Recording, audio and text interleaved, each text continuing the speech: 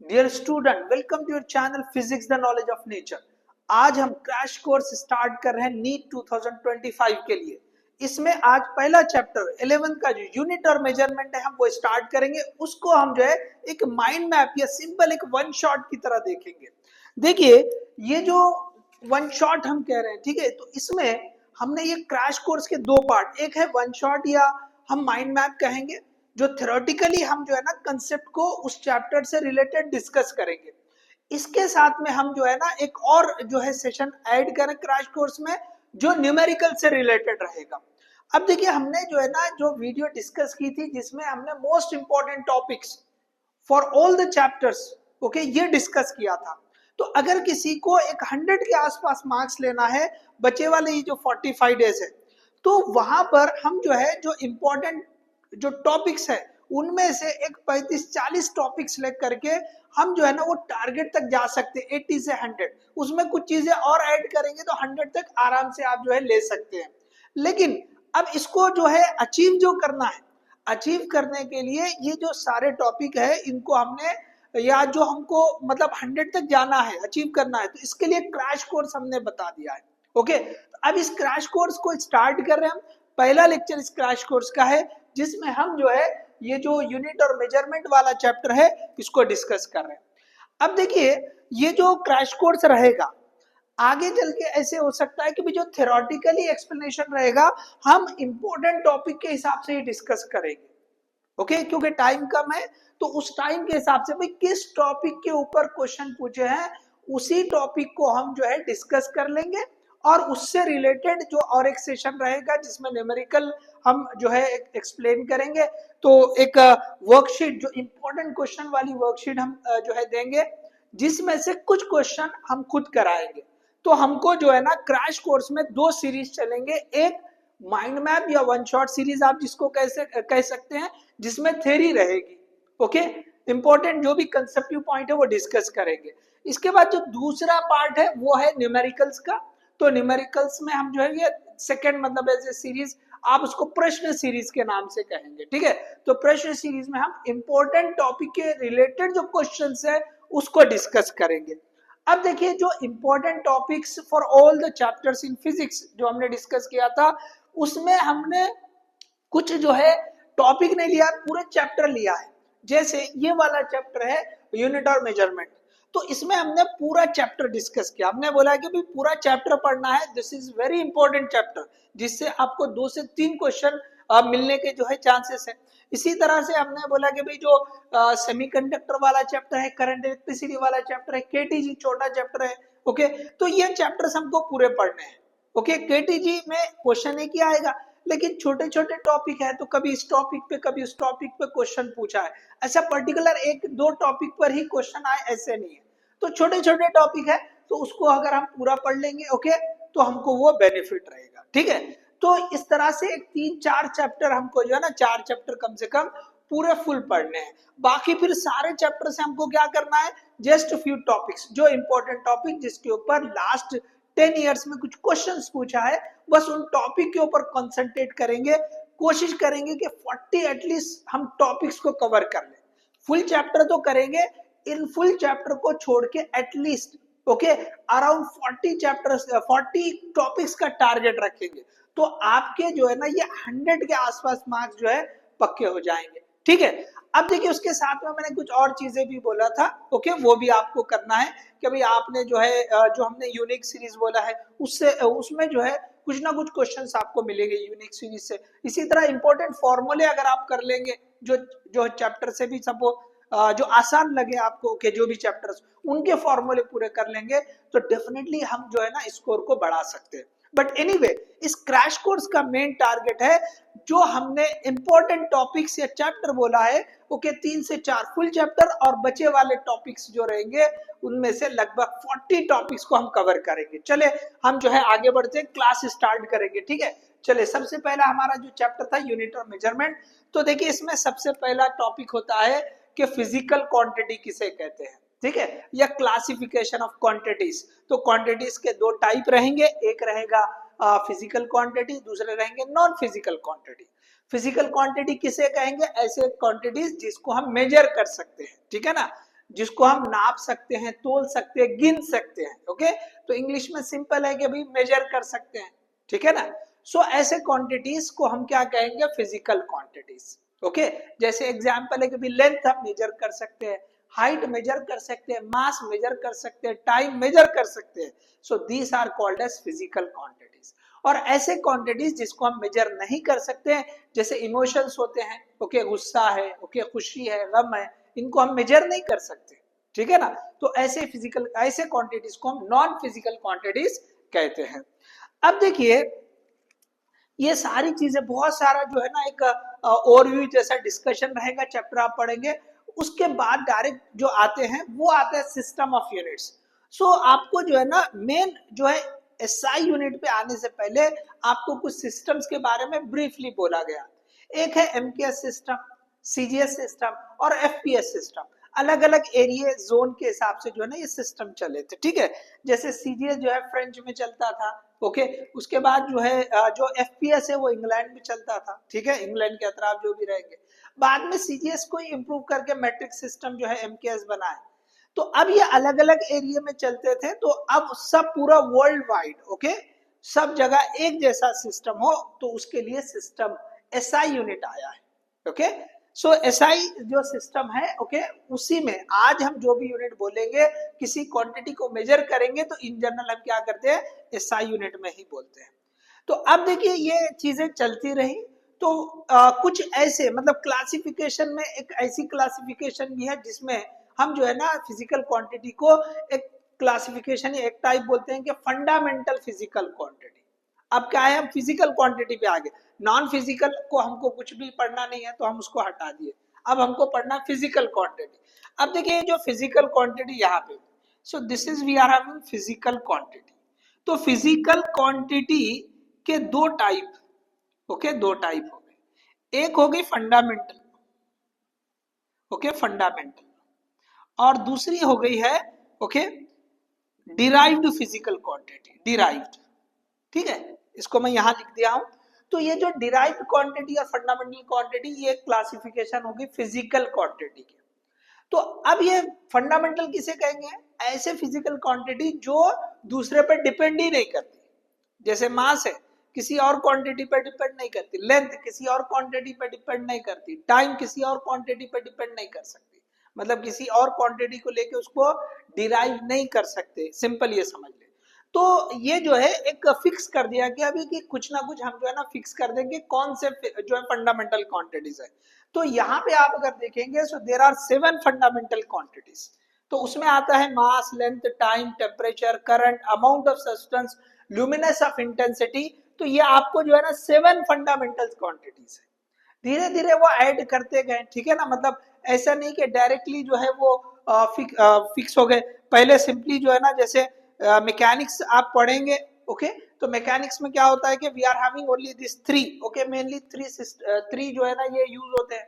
लेकिन थर्मल में जाएंगे तो फिर वहां टेम्परेचर आ जाता है। हम जो है इलेक्ट्रिसिटी जो है इलेक्ट्रिकल फील्ड में जाएंगे तो वहां पे फिर करंट आता है। इसी तरह से अमाउंट ऑफ सब्सटेंस और ल्यूमिनस इंटेंसिटी ये भी जो है यूज हुए हैं। अब देखिए यहाँ पर ये जो 7 फंडामेंटल क्वांटिटीज है, ये काफी मतलब बार बार रिवाइज होकर बने हैं, ठीक है, मतलब कई सारे जो है कॉन्फ्रेंसेस वगैरह होने के बाद फिर ये डिसाइड हुआ कि भाई ये 7 फिक्स कर देंगे। लेकिन बाद में क्या हुआ कि भाई ये जो 2 और क्वांटिटी ऐड करने पड़े, क्यों, तो ये जो एंगल है ना, एंगल भी एक फंडामेंटल क्वांटिटी, इसको भी किसी और के थ्रू डिराइव नहीं कर सकते। तो यहाँ पे ये जो प्लेन एंगल और सॉलिड एंगल, इनको बाद में एडिशनली, ओके, सप्लीमेंट्री क्वांटिटी बोला गया, ठीक है। तो चले यहाँ पे हमने जो है ना मेन आप याद रख ले कि ये 7 फंडामेंटल फिजिकल क्वांटिटीज है और ये 2 एडिशनल सप्लीमेंट्री क्वांटिटीज है। यहाँ पे उनके एसआई यूनिट लिखे रखे हैं।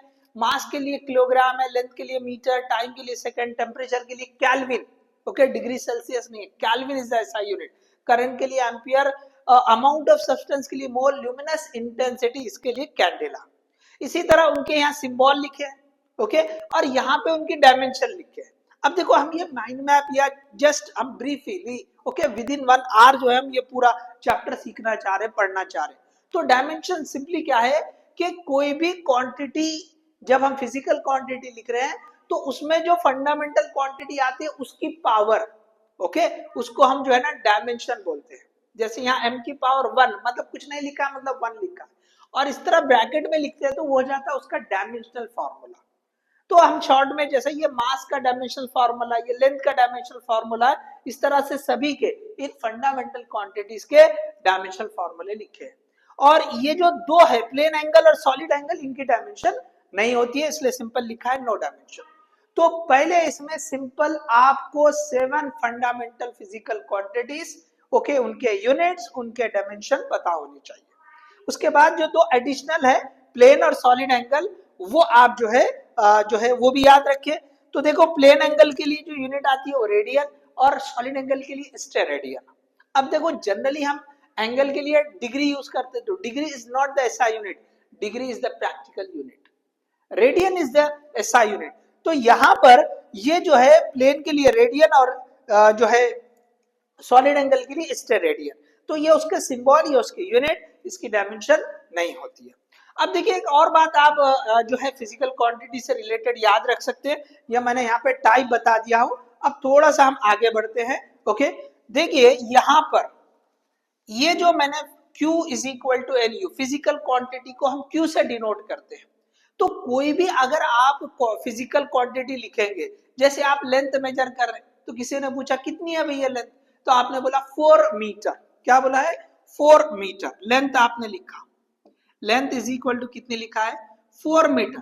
तो ऐसा कोई भी, जैसे मास अगर लिखे, किसी ने पूछा कि इसका मास कितना है, तो आपने बोला 2 kg, ओके, जैसे यहाँ पे लिख दिया मैंने mass, so that is we are having 2 kg। तो यहाँ पे ये तो फिजिकल क्वांटिटी है जिसको हम क्यू बोल रहे हैं, लेकिन यहाँ पे क्या आ रहा है, एक नंबर आ रहा है और यूनिट आ रही है। मीटर क्या है, यूनिट है, केजी क्या है, यूनिट है, 4 और 2 क्या है, एक नंबर है। तो हम यहाँ पर 4 ये जो है इस तरह से, तो it is n into u, so n is the number and u is the unit, समझ रहे आप, ओके। सो ये जो है नंबर और ये यूनिट, ठीक है। तो इस तरह से आप बता सकते हैं। तो physical quantity Q is equal to n into U. अब देखिए एक ही फिजिकल क्वांटिटी के अलग अलग यूनिट हो सकते हैं। जैसे अगर हमने बोला 1 आवर, ओके, 1 घंटा, उसको हम 60 मिनट भी लिख सकते हैं, या 1 मिनट को 60 सेकंड भी लिख सकते हैं। मतलब अगर मैं ऐसे लिखूं 1 minute is equal to 60 second, तो ये एक नंबर हो गया, इसको n1 लिख दो, ये यूनिट 1 लिख दो, इसको आप ये नंबर 2 लिख दो, n2, ये यूनिट 2 है।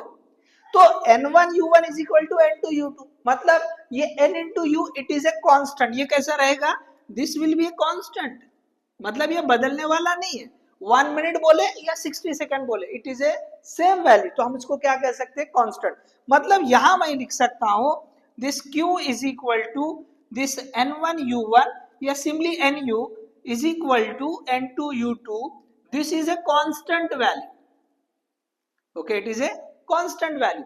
तो सिंपली अगर मैं ऐसे लिख दूं, ठीक है, यहां पर मैं बताता हूं, चलो, ओके, चलिए, तो थोड़ा मैं यहां रब कर देता हूं, ठीक है, ये रब कर देंगे, ठीक है। अच्छा चलो, ओके, ये क्लियर हो गया आपको, ठीक है ना। ये आप जो है पॉज करके कॉपी कर लो, चलो, ठीक है। चलो अब मैं यहां इससे आगे इधर बढ़ता हूं, देखो ये कुछ और आगे बताता हूं मैं, पहले ये देख लेंगे, ठीक है। चलिए यहां पे मैं जो है ना आपको, चलिए रब कर देंगे हम। तो अब देखिए ये रिलेशन, क्वेश्चन इसके ऊपर भी बने हैं इसलिए बता रहा हूं, ओके। ये पूरा चैप्टर देखना है, थोड़ा सा टाइम ज्यादा भी लग सकता है, okay. So Q is equal to ये NU is equal to a constant, तो NU is equal to a constant. तो हम इसको प्रोपोर्शनलिटी में कैसे लिख सकते हैं, so N is proportional to, आप ऐसे बता सकते हैं, ठीक है। तो अब यहाँ पे अगर किसी ने बोला कि भाई बताओ ये रिलेशन क्या होगा, ओके, इन दोनों के बीच में रिलेशन क्या होगा, n और u, this is we are having n, this is we are having u, so you can find inversely proportional, so graph will be hyperbolic, okay, you will get the graph as hyperbolic, okay। अब देखिए अगर यहाँ पे एक और चीज पूछ लेगा, यहाँ पर ऐसे बोलेगा कि भाई आपको ये लिख दिया nu या मतलब q और ये लिखा u, ओके। तो अब देखो ये with respect to U, okay, unit बदलेगी भी, ओके, जैसे हमने बोला यहाँ पे यूनिट क्या लिया, मिनट, यहाँ पे लिया 60 सेकेंड, बट दिस क्वांटिटी कैसी रही, कांस्टेंट, क्यू, यहाँ पे आपको क्यू बोल के नहीं देगा, आप समझ जाएंगे क्यू मतलब कांस्टेंट हो जाता बोल के, ठीक है, तो ऐसे सिंपली एन यू दे देगा, तो आप क्यू लिखो या एन यू लिखो, so it will be a constant. अब ये विथ रिस्पेक्ट टू यू लिखो या फिर विथ रिस्पेक्ट टू एन लिखो, आ रहा है समझ में, ऐसे भी लिखे तो क्या रहेगा, कांस्टेंट, मतलब ये क्वांटिटी, ओके, यहाँ 1 मिनट है, 1 मिनट, तो यहाँ पे नंबर 1 है, यहाँ पे 60 सेकेंड, ये नंबर बदल गया, okay, but still it is having the constant value, 60 second बोलो तो 60 सेकेंड में 60 नंबर है, 1 मिनट में 1 नंबर है, ओके, नंबर बदला है, so with respect to number also this Q is constant.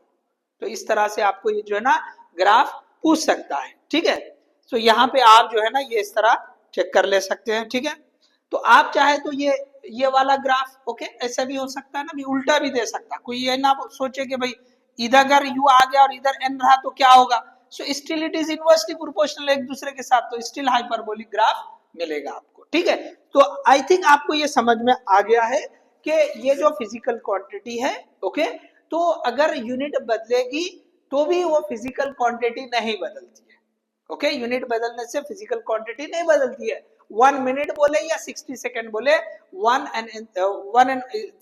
Is the same thing, okay, दोनों भी एक जैसी रहेगी, ओके, सो आइदर 1 मिनट और maybe that 60 second, both are the same thing, ठीक है, चले, तो अब ये ग्राफ भी याद रखे, देखो इसको भी जो है ना पीवाईक्यू में आपको मिल जाएंगे, ओके, पीवाईक्यू में ये मिल जाएंगे, चले अब आगे बढ़ते हैं, सो अब देखिए यहाँ पे हम जो फंडामेंटल क्वांटिटी के बाद जो दूसरी टाइप की डिराइव क्वांटिटीज, तो डिराइव क्वांटिटीज कौन से होते हैं, तो जो फंडामेंटल क्वांटिटी से डिराइव किए जाएंगे, जैसे सिंपल कि हमने बोला वेलोसिटी, ओके, वेलोसिटी क्या है, डिस्टेंस अपॉन टाइम, डिस्टेंस क्या है, लेंथ है, टाइम, ओके, लेंथ और टाइम दोनों भी फंडामेंटल क्वांटिटी, तो फंडामेंटल क्वांटिटीज को यूज करके जो डिराइव करेंगे वो आ जाएगी, ओके, डिराइव क्वांटिटी। अगर एरिया की बात करेंगे तो area L square, for example suppose हमने स्क्वायर ले लिया, ठीक है ना, तो हमने स्क्वायर शेप ले लिया, तो साइड का स्क्वायर,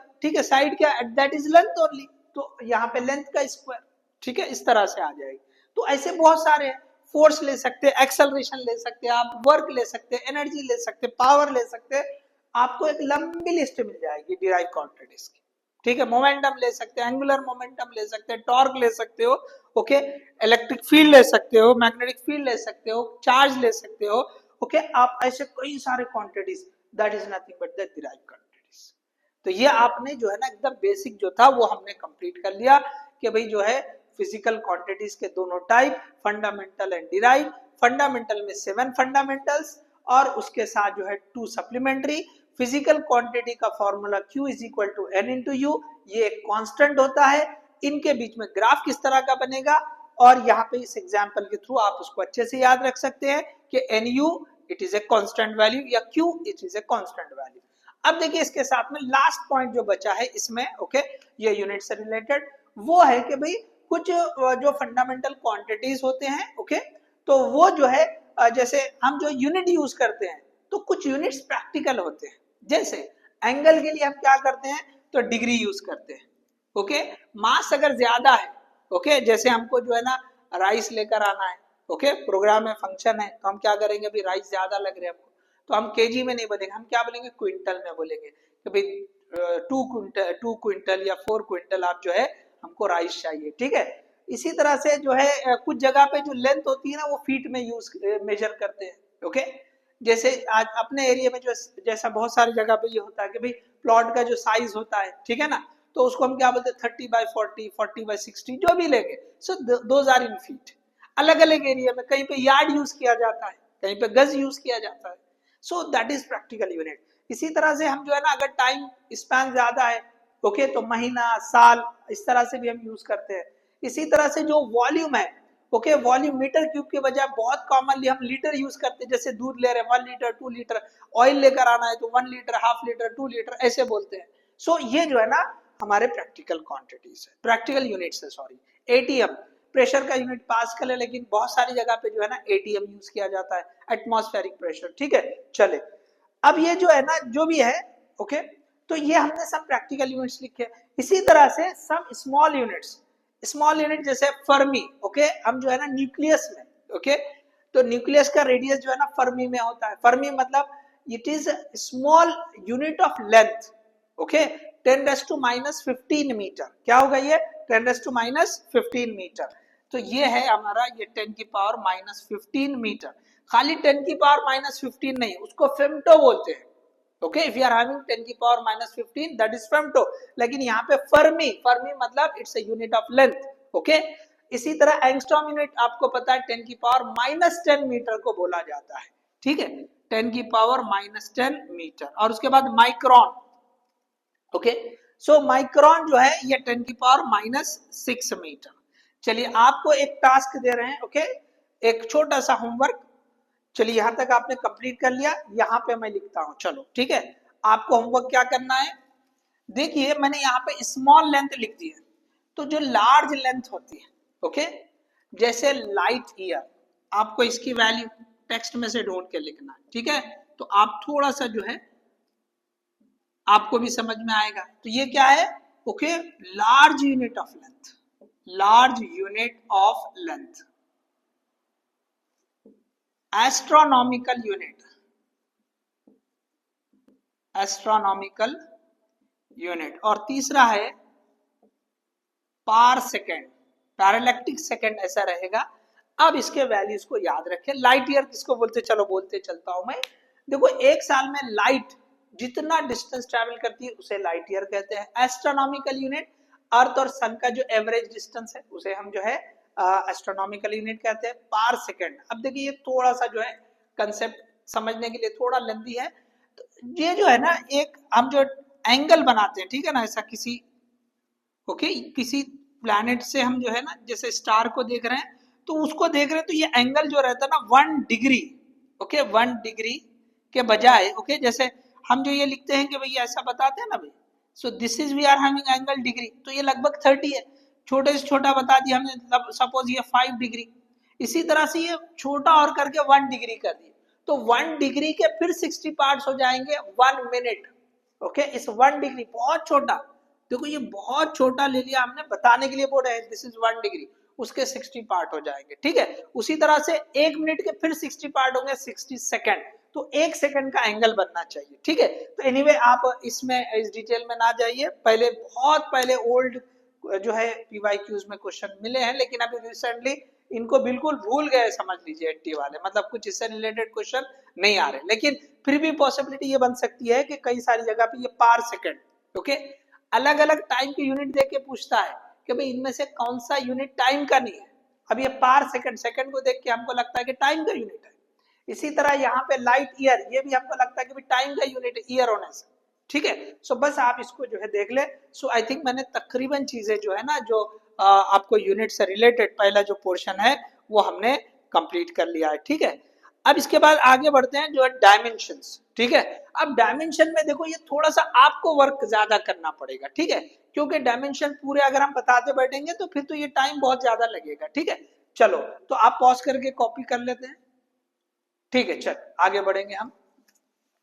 अब देखिए यहाँ पे ये यूनिट हो गया हमारा। अब हम इसमें जो सेकंड पार्ट है डायमेंशन, बहुत इंपॉर्टेंट पोर्शन है डायमेंशन का।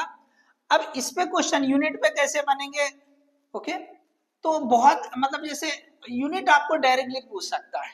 ठीक है, कुछ कंसेप्टिव जैसे मैंने अभी क्वेश्चन बोला था Q is equal to NU, वो ग्राफ से रिलेटेड क्वेश्चन ऐसे बन सकते। ठीक है, तो यहाँ पे अब मेन जो पॉइंट है वो है डायमेंशन। डायमेंशन पे बहुत ज्यादा, ओके, तो डायमेंशंस हेडिंग लगा देंगे हम, डायमेंशंस। तो देखो यहाँ पे डायमेंशन मतलब सिंपली कि भाई जो फंडामेंटल क्वांटिटी है ना उसकी पावर, ओके, रेस करके आप पावर बताते हुए लिखते हैं और उसको स्क्वायर ब्रैकेट में लिखते हैं, तो वो हो जाता है डायमेंशन फार्मूला। ठीक है, अब अगर मैं बात करूं सिंपल कि भाई सबसे पहले ये लेंथ की बात करें, सो लेंथ, तो हम इसका डायमेंशन फार्मूला इस तरह से लिखते हैं। ठीक है, तो यहाँ पे लेंथ का डायमेंशन फार्मूला, और ये क्या करते हैं इसको भी स्क्वायर ब्रैकेट में, जिसका भी आपको लिखना है ठीक है। अब लेंथ में कई सारे ऑप्शन आ जाते हैं, रेडियस भी लेंथ है, हाइट भी लेंथ है, विड्थ भी लेंथ है, वेवलेंथ भी लेंथ है, ठीक है ना।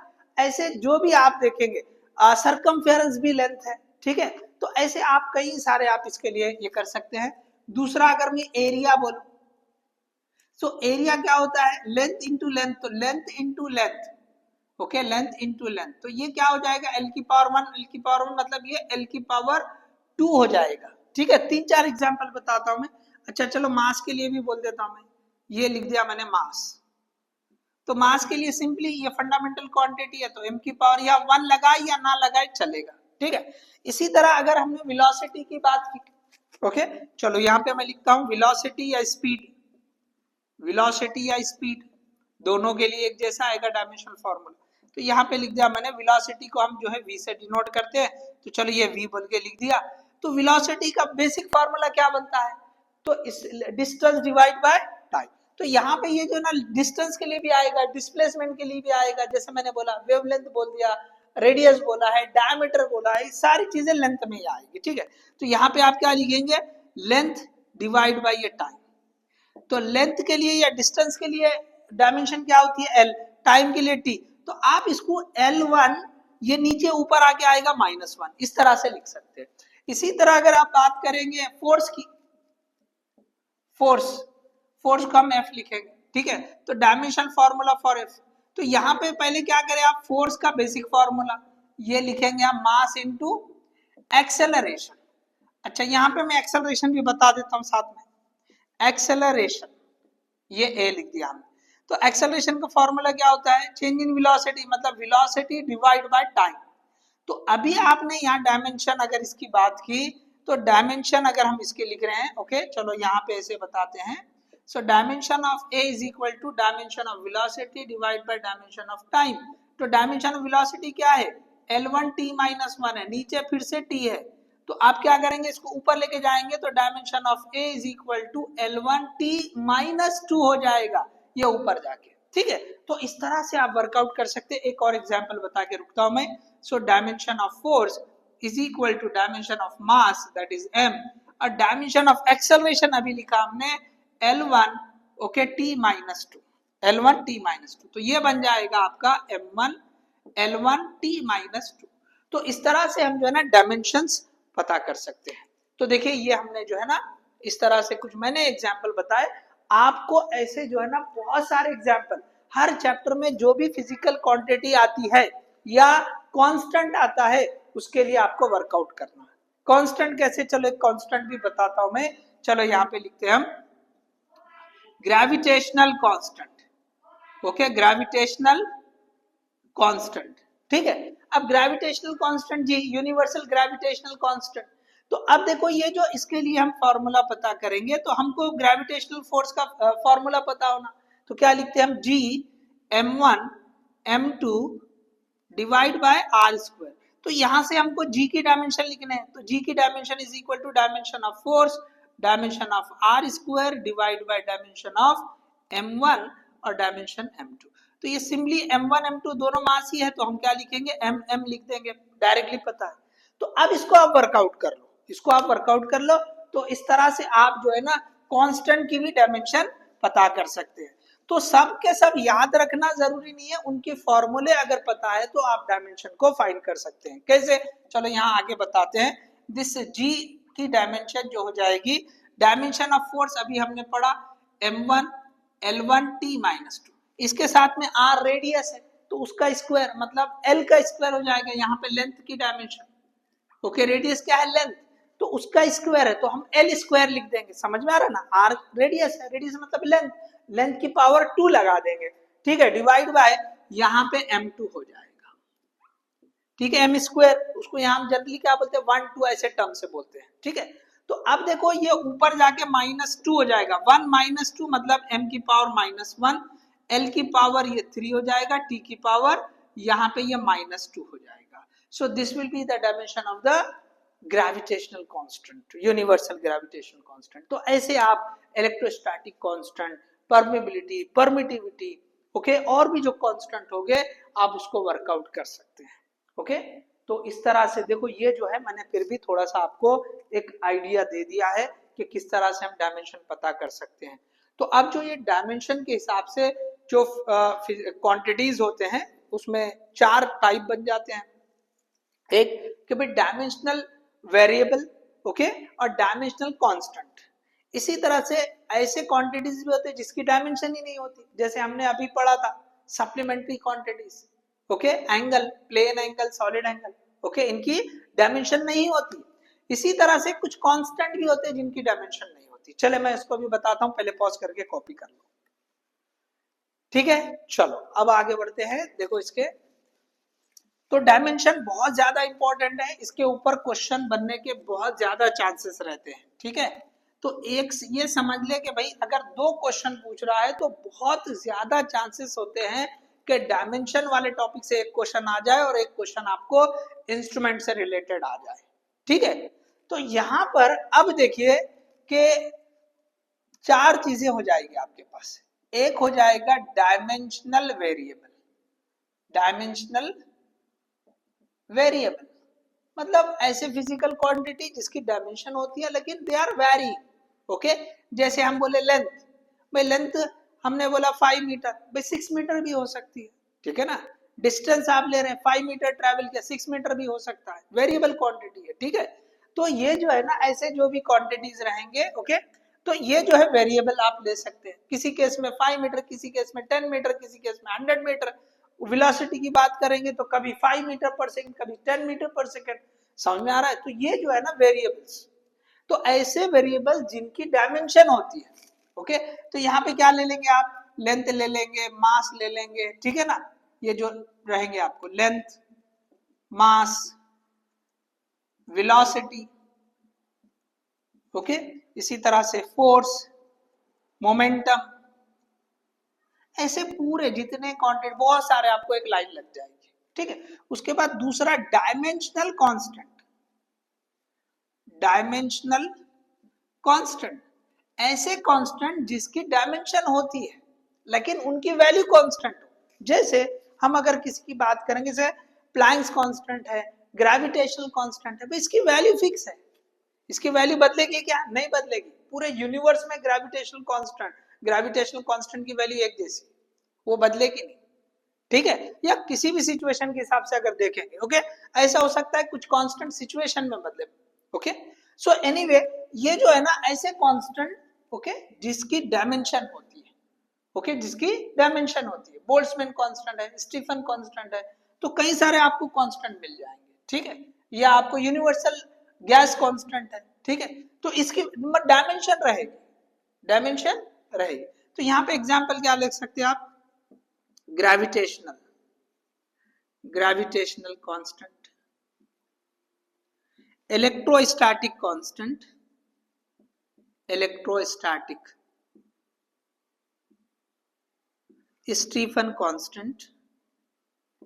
आप ऐसे बहुत सारे एग्जांपल ले सकते हैं, ओके। ऐसे कांस्टेंट सिंपली जिनकी डायमेंशन होती है, जैसे हमने एग्जांपल के तौर पे आप ये ले लो कि भाई ग्रेविटेशनल कांस्टेंट, उसकी डायमेंशन है।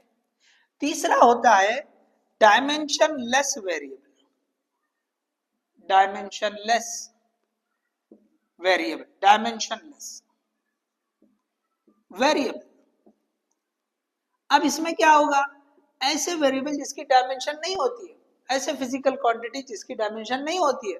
तो सबसे सिंपल यहां पर अगर आप एग्जांपल देख ले तो जो एंगल है, एग्जांपल क्या है, एंगल, चाहे प्लेन एंगल हो के सॉलिड एंगल हो, बहुत सारे रिलेटिव जो क्वांटिटीज होते हैं, रिलेटिव जो अगर हम बोलेंगे जैसे कि रेशो वाले जो होते हैं, ओके, तो refractive, refractive index, relative permeability, relative permittivity, इसी तरह से ट्रिग्नोमेट्रिक फंक्शन, ट्रिग्नोमेट्रिक, इसी तरह से लॉगरिथमिक, ओके, लॉगरिथमिक। तो ये सारी चीजें होगी, कैसे रहेंगे आपको, ओके, डायमेंशन लेस रहेंगे। तो आपको ये याद रखना है कि कौन कौन से जो है डायमेंशन लेस होते हैं, ठीक है। चले तो यहां पे आपको मैंने, अच्छा अब इसमें बहुत सारे आप ढूंढ के लिखो, ठीक है, ढूंढ के लिखो कि भाई इसमें जो है जैसे मैग्निफिकेशन है, ओके, मैग्निफिकेशन हम जो है जैसे पढ़ते हैं रे ऑप्टिक्स में मैग्निफिकेशन आता है, तो मैग्निफिकेशन भी क्या है, डायमेंशनलेस होगी। इसी तरह से जो है हम स्ट्रेन पढ़ते हैं, okay, strain is also dimensionless. एक बार ओके 2024 रिसेंट एग्जाम में क्वेश्चन है प्लेन एंगल से रिलेटेड, ओके, मतलब उसमें ये पूछा था कि भी कौन से जो क्वांटिटीज है उनकी डायमेंशन नहीं होती, पेयर बताओ। तो आई थिंक एग्जाम्पल में जो करेक्ट ऑप्शन था वो एंगल और स्ट्रेन वाला था। तो स्ट्रेन भी जो होता है ना वो भी ओके डायमेंशन लेस होता है, आप यहाँ पे स्ट्रेन लिख दो। अच्छा एक और होता है एनएलएम में जो पढ़ते coefficient of friction, coefficient of friction. तो ये जो ट्रिग्नोमेट्रिक लॉगरिथम इसको भी याद रखो, कई बार इसमें अटक जाते कि इनकी डायमेंशन क्या होगी, sine theta dimensionless, cos theta dimensionless, समझ में आ रहा है, okay, log of 2x dimensionless. तो आप ये अच्छे से याद रखो कि कौन कौन से जो है एक्सपोनेंशियल फंक्शन, जैसे लॉगरिथम के साथ अपोजिट वाला एक्सपोनेंशियल, तो एक्सपोनेंशियल फंक्शन भी जो है डायमेंशन लेस होते हैं, ठीक है। अच्छा रिलेटिव परमिटिविटी लिखते हैं तो उसको हम डायलेक्ट्रिक कांस्टेंट बोलते हैं, यहाँ पे लिखा मैंने परमिबिलिटी, परमिटिविटी भी आप ऐड कर सकते हो। सो ऐसे आप जो है ना कई सारे आपको मिलेंगे, ठीक है, तो जो है डायमेंशन लेस होते हैं। या इफिशियंसी हम पढ़ते हैं कार्नोट इंजन में, ठीक है ना भाई, हीट इंजन वगैरह की, या कहीं पे आप आगे बढ़ते हैं ट्रांसफार्मर है, इफिशियंसी की अगर बात करेंगे तो इफिशियंसी इज ऑल्सो डायमेंशनलेस, यहाँ पे मैं ऐड कर देता हूँ, चलो इफिशियंसी। तो आपको एक आइडिया रहना चाहिए कि भाई कौन से क्वांटिटीज है जो डायमेंशनलेस होती है। चलिए एक पॉइंट बच गया, last one, okay, that is we are having dimensionless constant, okay. तो ये जो है चारों आपको ठीक से क्लियर होना चाहिए, ठीक है, dimensionless constant. Fourth one dimension less constant, dimensionless constant कौन से, तो सिंपल जो हम नंबर बोलते हैं 1 2 5, ये जो भी नंबर है, ओके, इनकी डायमेंशन होती है क्या, नहीं होती है, और ये बदलते हैं क्या, नहीं बदलते, it is having okay constant value, dimensionless constants. इसी तरह से पाई, ये भी आप ले सकते, ठीक है ना, तो पाई की भी कोई डायमेंशन नहीं होती, तो ऐसे आप एग्जाम्पल याद रख सकते हैं, ओके। तो चलिए आप ये कॉपी करना है तो कॉपी कर सकते हो, ओके। चलिए अब देखिए आगे बढ़ते हैं, ये हमारा जो डायमेंशन वाला पार्ट है। एक चीज और यहाँ पे चलो, अब देखिए आपको प्रैक्टिस करना है, आपने क्या करना है, ये आपको टास्क, आपका होमवर्क, या सिंपल अगर होमवर्क नहीं हो रहा है तो कम से कम आप जो भी आपके पास मटेरियल यूज करते हैं ना उसमें शुरू में एक लंबी लिस्ट दे देता है सारे फिजिकल क्वांटिटीज की या कांस्टेंट के डायमेंशन देता है। तो अब आप बोलेंगे सर याद कैसे करें इतने सारे, वो तो भूल जाएंगे, तो आपको फॉर्मूला जैसे मैंने डिराइव किया था जी के लिए, तो आपको जो है ना डिराइव करने आना चाहिए, ओके, फॉर्मूला याद है तो बिल्कुल डिराइव कर देंगे आप, ओके, बिल्कुल आप जो है डिराइव कर देंगे, ओके। तो अब देखिए यहाँ पे ये जो है जैसे विंस कांस्टेंट है, विंस लॉ या विंस डिस्प्लेसमेंट लॉ क्या बोलता है कि भाई ये जो टेम्परेचर और जो वेवलेंथ है दैट इज इनवर्सली प्रोपोर्शनल, ऐसे बताया था। और इसी को हमने क्या पढ़ा था, ये लेम्डा मैक्स, तो आपने पढ़ा था lambda max into T is equal to ये बी वेन्स कांस्टेंट। तो आपको ये फॉर्मूला पता होना, लेम्डा क्या है, वेवलेंथ, वेवलेंथ की dimension length, T temperature, temperature की जो डायमेंशन रहेगी वो के केल्विन यूज कर लेंगे, ठीक है। तो आप इस तरह से ही कर सकते हो, ठीक है। तो आपको ये फॉर्मूला पता है तो फिर आप डिराइव कर सकते हैं। तो आपको होमवर्क क्या है, आपने जो है dimensions of physical quantities, okay, and constants, ये आपने लिस्ट आउट करना है, लिस्ट आउट दिस वन और लिखो उसको, ओके। आपको ये टास्क है, भी आपने ही करके लेना है। 11 में जो चैप्टर आ रहे हैं जैसे सिंपल क्या करेंगे, पहला चैप्टर 11 ओके काइनेमेटिक्स का, ये तो आपको बेसिक है ना भाई, यूनिट और मेजरमेंट कहां से शुरू हो रहा था, हमको काइनेमेटिक्स का पहला चैप्टर क्या है, उसमें सबसे पहले डिस्प्लेसमेंट, डिस्टेंस और डिस्प्लेसमेंट, सिंपल लेंथ है। इसी तरह आगे बढ़ेंगे वेलोसिटी या स्पीड, उसके बाद एक्सेलरेशन। सेकंड चैप्टर में जाएंगे तो वही आने वाले सर्कुलर मोशन में एक दो ऐड हो जाते हैं, उसमें जो है आपको एंगुलर वेलोसिटी, एंगुलर एक्सेलरेशन आ जाएगा। उसी तरह से फिर नेक्स्ट एनएलएम में जाएंगे तो सबसे पहले आपको जो है लीनियर मोमेंटम, उसके बाद फोर्स, ओके, उसके बाद फिर आगे जाएंगे आपको उसी में हो सकता है आपको जो है जैसे सर्कुलर मोशन में फिर सेंट्रीपिटल फोर्स आ जाएगी, वहां पे फिर से सर्कुलर मोशन, तो वहां पे मतलब वो फोर्स ही है, तो फोर्स तो हम पढ़ लिए। इसी तरह और आगे बढ़ेंगे वर्क एनर्जी एंड पावर में, तो वर्क है, एनर्जी है, पावर है, ये करेंगे आप। इसी तरह और आगे जाएंगे तो moment of inertia, okay, rotational motion में टॉर्क है, एंगुलर मोमेंटम है। ऐसे आपको हर चैप्टर में 2-2, 3-3, 4-4 जो है ना ऐसे फिजिकल क्वांटिटीज आएंगे और साथ में कुछ कांस्टेंट भी आएंगे, तो आपने पूरे लिस्ट करना है।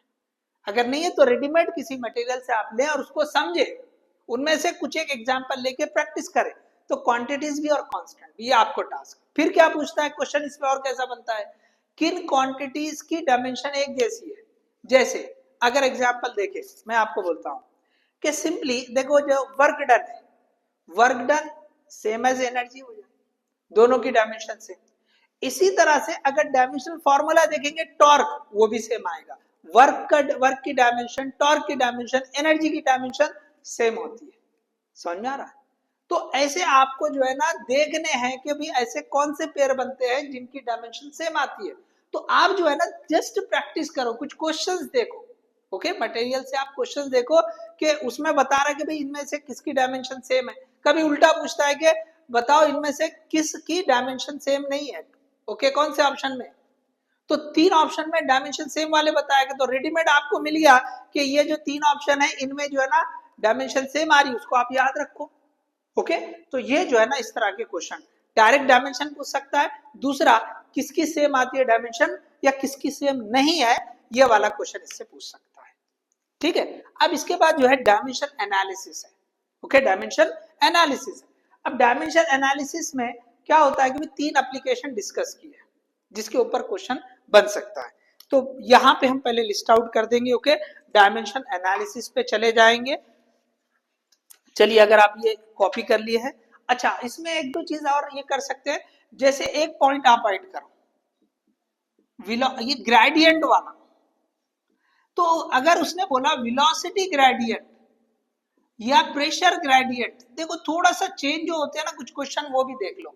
या डेरिवेटिव वाला टर्म देकर रखा है, उसकी डायमेंशन पूछ रहा है, समझा रहा, तो आप चेक करो।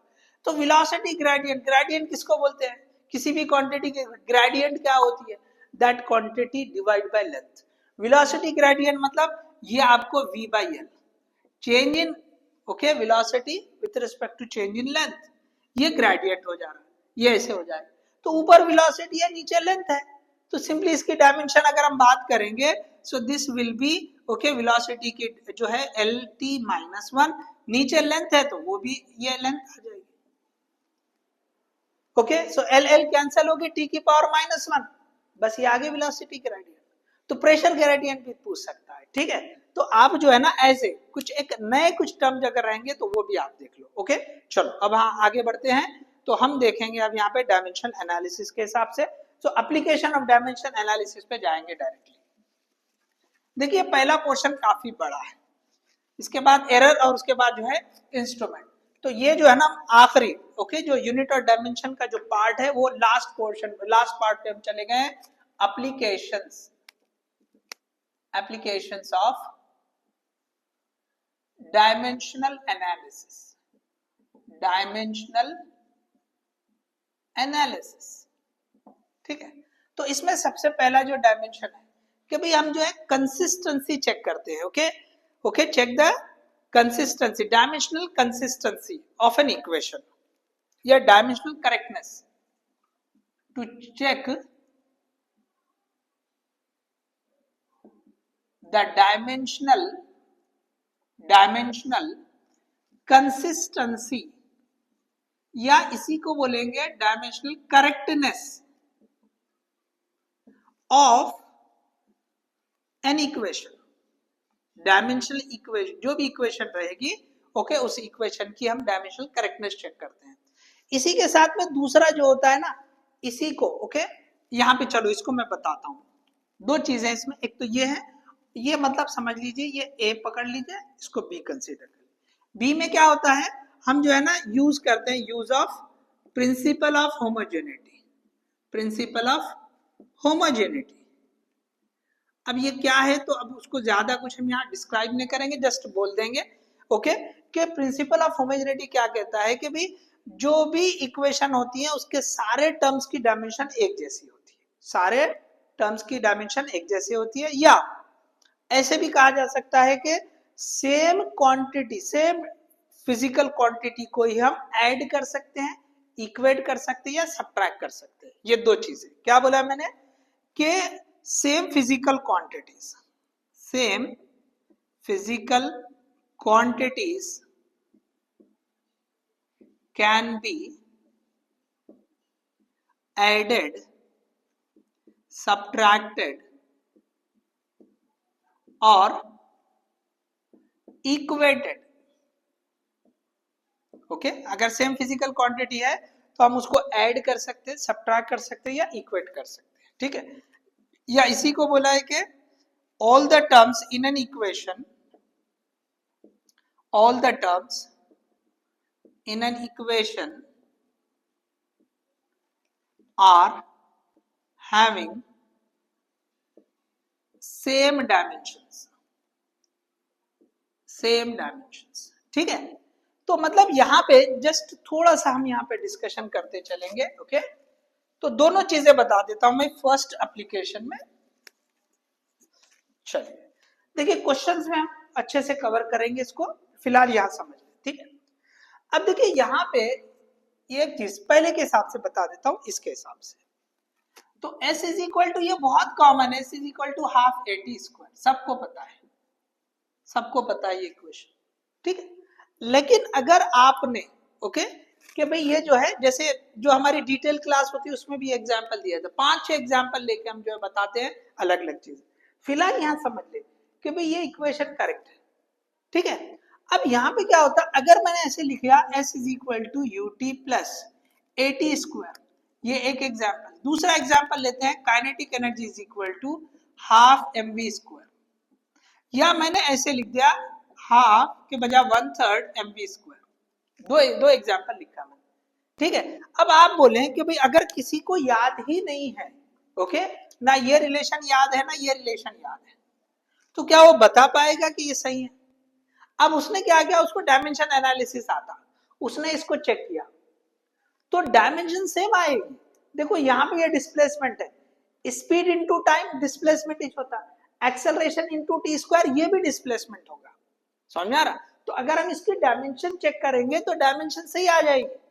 तो डायमेंशन ही सही आने से, लेकिन क्या वो इक्वेशन सही है? फिजिकली सही नहीं है, फॉर्मूला सही है कि ये इक्वेशन सही इक्वेशन ये है, लेकिन इन दोनों की भी, दोनों भी डायमेंशनली करेक्ट है।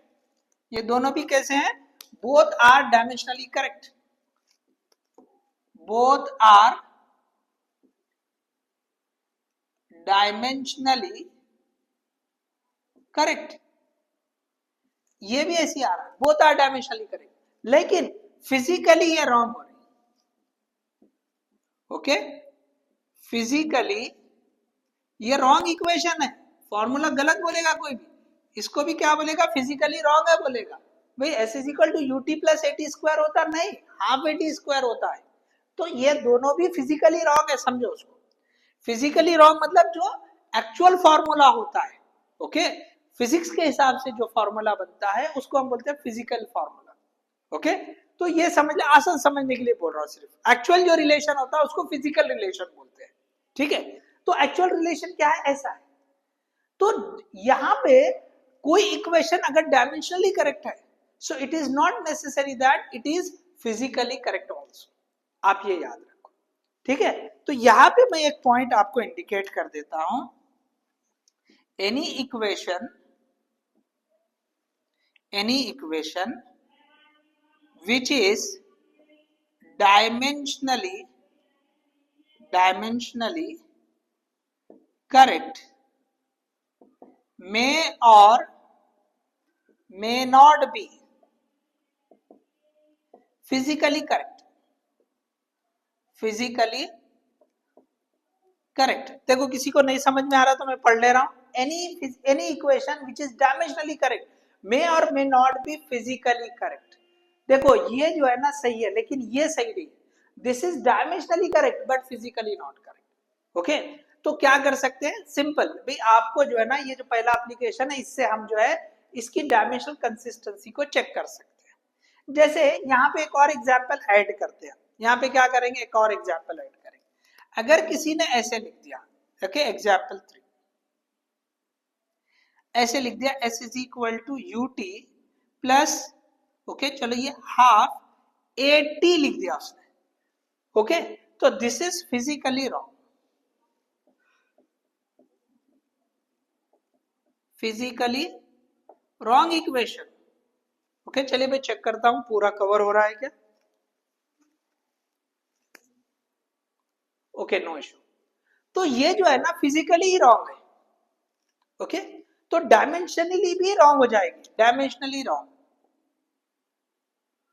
डायमेंशनली एंड फिजिकली दोनों तरह से रॉन्ग आ जाएगी, दोनों तरह से भी है रॉन्ग आ जाएगी, ठीक है। तो यहां पे आप देखो ये जो हमने डिस्कस किया कि भाई ये पहला एप्लीकेशन क्या है कि जिसमें हम किसी भी इक्वेशन की डायमेंशनली करेक्टनेस को चेक कर सकते हैं। तो ये यहाँ पे आपको सॉल्यूशन मिल जाएगा कि भाई ये इक्वेशन डायमेंशनली करेक्ट नहीं है। और याद रखो अगर कोई इक्वेशन डायमेंशनली रॉन्ग होगी तो फिजिकली भी रॉन्ग होगी, कंपलसरी फिजिकली भी रॉन्ग, ठीक है। ओके चलो तो यहाँ पे हमने पहला एप्लीकेशन देखा, उसी का दूसरा पार्ट है use of principle of homogeneity. तो इसको यूज करके क्या करते हैं, वी आर फाइंडिंग, ओके चले आप इसको जो है ना यहाँ पे आप कॉपी कर लो, चलो ठीक है चलो आगे बढ़ते हैं, इसको रब कर देता हूं मैं, ठीक है चलो ठीक है रब कर दें, चलो ये रब कर दिया हमने। अब क्या होता है कि भाई आपको यहाँ पर ये जो पहला ही एप्लीकेशन है उससे क्या करते हैं कि भाई आपको ये जो ये एप्लीकेशन से ओके फाइंडिंग, ओके ये जो है ना इसके थ्रू लिख रहा हूं, finding dimension of unknown constant ऐसे दे दिया उसने। अब जगह सिंपल सी जैसे यहाँ एग्जाम्पल दिखता हूं मैं, देखिए x is equal to a t plus b t square, बहुत कॉमन रहेगा, x is equal to a t plus b t square plus c t cube, ऐसे भी रहेगा। तो ऐसे क्वेश्चन दे दिया। अब यहाँ पे बोल रहा where a and b are, चलो इसको मैं क्या करता हूँ ये थोड़ा बड़ा कैपिटल लिख देता हूँ, किसी को स्मॉल ए से एक्सेलरेशन जैसा ना फील हो, a t plus b t square, find the dimension of a and b. तो हम जो है ना ये जो पहला एप्लीकेशन है इसके हिसाब से बता सकते हैं, क्यों, तो देखो इधर जो डायमेंशन होगी this side, okay dimension of left hand side, dimension of left hand side equal to dimension of, okay ये सिंबल ही है डायमेंशन को बताता है, dimension of RHS, square bracket का मतलब क्या है डायमेंशन। तो हम क्या करेंगे ये इससे पता करें। या दूसरा क्या होगा कि भाई यहाँ पे अगर इतना होता तो ये डायरेक्टली आ जाता, ये एक टर्म है, ये एक टर्म है, ये एक टर्म है, क्या बोला है, okay all the terms in the sorry यहाँ पे same physical quantity can be added subtracted और इक्वेटेड। देखो ये सब फिजिकल क्वांटिटी कैसे होने चाहिए, सेम होने चाहिए, ठीक है। अगर दो ही टर्म है बस इतना रहता तो आप ये इससे कर सकते थे, लेकिन यहाँ पे टर्म ज्यादा है तो हम जो है ना ये दूसरी वाली इक्वेशन से करेंगे, दूसरे वाले स्टेटमेंट से करेंगे। भाई सारे टर्म्स, ये सारे टर्म की डायमेंशन कैसी होनी चाहिए, सेम होनी चाहिए, क्योंकि सब सेम फिजिकल क्वांटिटीज है, सेम फिजिकल क्वांटिटी है, इसीलिए इनको ये ऐड कर सक रहे, इक्वेट कर सक रहे। तो इसका मतलब क्या हुआ कि भाई dimension of a t is equal to dimension of x, और यहाँ मेंशन कर देगा एक्स डिस्प्लेसमेंट है टी टाइम है, ओके एक्स डिस्प्लेसमेंट है टी टाइम। तो यहाँ पे देखो ये dimension of A is equal to dimension of x divide by dimension of t, तो ये हो जाएगा एल, ये हो जाएगा टी, इस तरह से।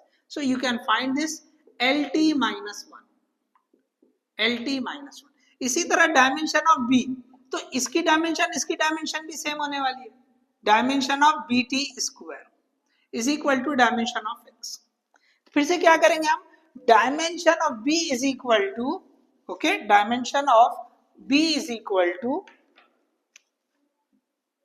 Dimension of b is equal to dimension of x divide by dimension of t square. तो यहाँ पे आ जाएगा ये L1 और यहाँ पे आ जाएगा ये T2, तो this will become L1T minus 2, so this is the dimension of B। इस तरह से हम जो है ना अननोन, तो इसके कुछ क्वेश्चन की हम प्रैक्टिस ले सकते हैं। ओके, सो जो न्यूमेरिकल वाला हमारा जो प्रश्न सीरीज रहेगा उसमें हम ये कवर कर लेंगे। ठीक है, यहाँ पे सिंपली थ्योरेटिकली एक आध एग्जाम्पल आपको समझ में आ जाए उसके लिए बता दिया। तो मैंने आपको ये जो पहला एप्लीकेशन है उसके दो तरीके से हो सकता है, एक तो चेकिंग द कंसिस्टेंसी या correctness of the dimensional equation, और दूसरा कि भाई यहाँ पे हम जो है ना अननोन जो कांस्टेंट होते हैं उनकी डायमेंशन पता कर सकते हैं। ठीक है, डायमेंशन है तो आपको यूनिट भी आ सकती है, कभी यूनिट पूछ लेगा तो आप बताओ कि भाई इसकी यूनिट क्या होगी, ए की यूनिट, तो ए क्या बन रहा है, एल टी माइनस वन, कौन सी फिजिकल क्वांटिटी हुई, जब आपने डायमेंशन की प्रैक्टिस की, L T minus one velocity speed की हो जा रही है, तो आपको समझ में आ जाए कि ये स्पीड है, तो मीटर पर सेकंड इज द यूनिट। ठीक है, तो यहाँ पे हमने ये पहला एप्लीकेशन देख लिया। ठीक है, चलिए हम दूसरे एप्लीकेशन पर जाते हैं। ओके, दूसरे एप्लीकेशन पर जाते हैं। अब दूसरा एप्लीकेशन जो है, ओके, अब इसमें देखिए, ओके, ये रब कर दूं, चलो आप, चलिए ओके, चलो मैं रब कर देता हूं। ठीक, सेकेंड एप्लीकेशन। अब सेकेंड एप्लीकेशन में क्या है, तो फिजिकल क्वांटिटीज के बीच में रिलेशन डिराइव करना। ओके, सम फिजिकल क्वांटिटीज रहेंगे उनके बीच में रिलेशन जो है बताना, ये बहुत इंपॉर्टेंट है। रिसेंट जो है थोड़ा सा इसके ऊपर भी क्वेश्चन आए हुए हैं। एप्लीकेशन 2, चलो application 2, okay, deducing relationship between, okay, between physical quantities, okay, physical quantities, okay, physical quantities। अब देखिए यहाँ पे ऐसे आपको क्वेश्चन दे देगा सिंपल सा, जैसे सेंट्रीपिटल फोर्स का बहुत ही कॉमन जैसे क्वेश्चन होता है। ओके, कि भाई ये जो सेंट्रीपिटल फोर्स है, ओके, एफ, जैसे क्वेश्चन आपको दे, डायरेक्ट क्वेश्चन के सामने, पार्टिकल ऑफ मास है moving in a circular path of radius r with speed v. Okay, या ऐसा दे देगा कि centripetal force on a particle is depending on mass, radius r and speed v, ऐसे दे देगा। तो मतलब यहाँ पे फोर्स किस पे डिपेंड करते बता रहा है, मास पे डिपेंड करते बता रहा है। ओके, उसके बाद जो है रेडियस और उसके बाद वी, लेकिन इसका रिलेशन एग्जैक्ट नहीं पता कि किस तरह के, इनवर्सली प्रोपोर्शनल है या डायरेक्टली प्रोपोर्शनल है या डायरेक्टली प्रोपोर्शनल टू स्क्वायर है। तो यहाँ पे ये जो है ना बता रहा है कि F is depending on, F depends on, simply ऐसे होगा, F depends on mass, radius and velocity या स्पीड बोले चलो। तो ये फोर्स कौन सी है, centripetal force. Centripetal force depends on mass, radius and speed. अब आजकल देखो कुछ क्वेश्चन आपने देखा होगा कि we consider the fundamental quantities, okay, force F, area A, time, velocity V, then what will be the dimension of, okay, energy, ऐसा किसी और के टर्म, मतलब एक्चुअल फंडामेंटल क्वांटिटीज MLT, इनको बोलने के बजाय किसी को भी बोल के। तो ऐसे क्वेश्चन भी हम जो है ना प्रश्न सीरीज में बिल्कुल लेंगे। ओके, और उसको किस तरह सॉल्व करते हैं वो भी बता देंगे।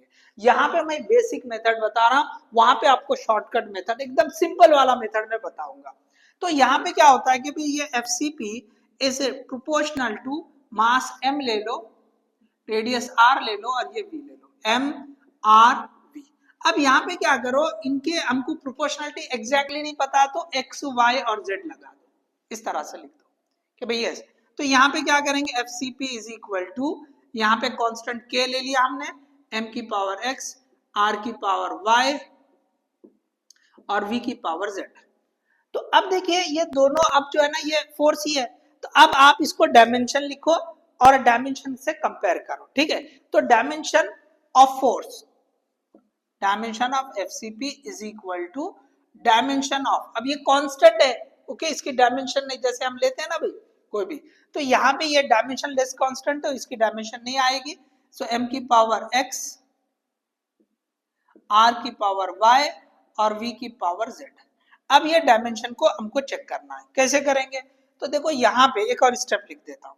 फोर्स की क्या आ रहा है, तो M की पावर 1, L की पावर 1, T की power -2, that is equal to, ये हो गया M की पावर X, R की पावर Y। वेलोसिटी, वेलोसिटी को फिर से क्या लिखेंगे, यस बोलिए। ओके चलो मैं डायमेंशन लिखते चलता हूं डायरेक्ट।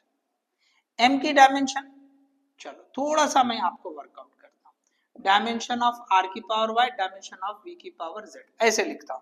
तो यहाँ पे देखो ये लेफ्ट हैंड साइड तो बहुत आसान है, m1 l1 t-2, ये फोर्स की डायमेंशन लिखा मैंने, ठीक है। अब इसके बाद इधर वाले को क्या लिखना है, तो ये रहेगा आपका ओके x की पावर m की पावर x जो है, तो ये तो मास है, तो डायरेक्टली हम ये m डायमेंशन के फॉर्म में लिख देंगे। उसके बाद r रेडियस, ये लेंथ है, तो लेंथ की पावर को y कर देंगे। उसके बाद ये v lt-1, lt-1, तो ये वाले को आपको जो है अभी भी अलग लिख देता हूं मैं z। अब आप वर्कआउट कर लो, ये m की पावर x, l की पावर y, यहाँ पे l की पावर z, t की पावर -z। अब थोड़ा और सिंप्लीफाई करके लिख दो, m की पावर x, l की power y plus z, t की पावर -z, इस तरह से लिख दो। अब आपको कंपेयर करना, देखो इधर भी m1, ये l1 t-2, मतलब यहाँ mlt है, तो यहाँ पे 1 है m की पावर, यहाँ पे x की पावर, यहाँ पे m की पावर x है, यहाँ 1 है। So comparing okay, so x is equal to 1 आ जाएगा, देख लो सबको, यहाँ पे m की पावर 1, यहाँ पे m की पावर x।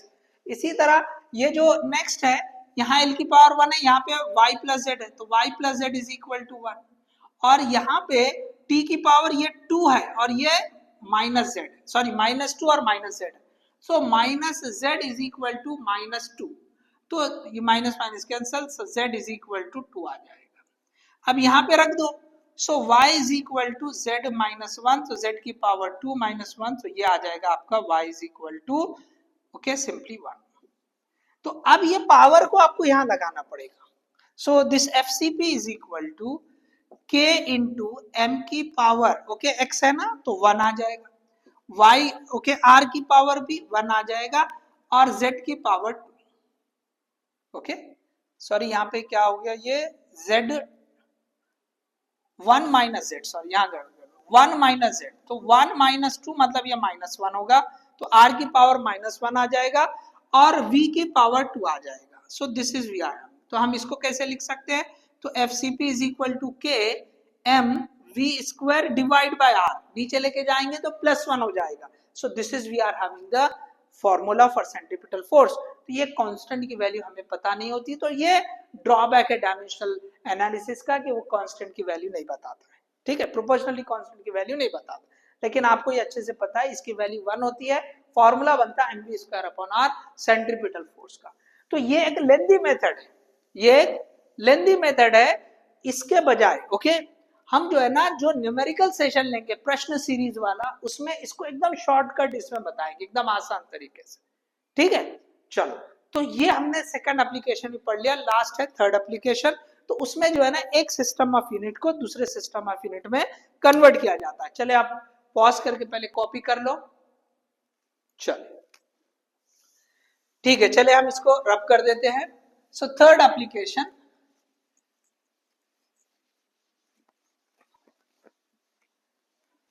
चलिए third application, so third application में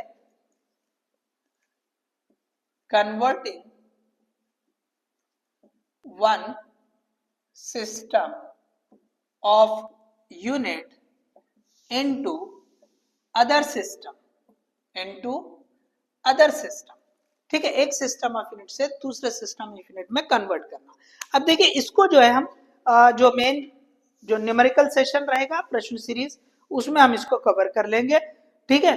अब देखिए इसमें सिंपली आपको क्वेश्चन ही लेना है, कैसे, मैं एग्जांपल देता हूं आपको होमवर्क के लिए।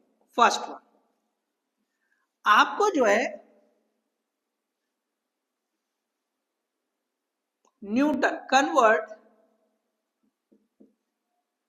न्यूटन इनटू डाइन, ओके, ये MKS या CGS सॉरी SI यूनिट, उसको CGS में कन्वर्ट करना डाइन, ठीक है। तो ये जो न्यूटन है, तो अब ये दोनों भी यूनिट हमको पता है, इट्स यूनिट ऑफ फोर्स, ठीक है, यूनिट ऑफ फोर्स है। चले हम यहाँ देख लेते हैं।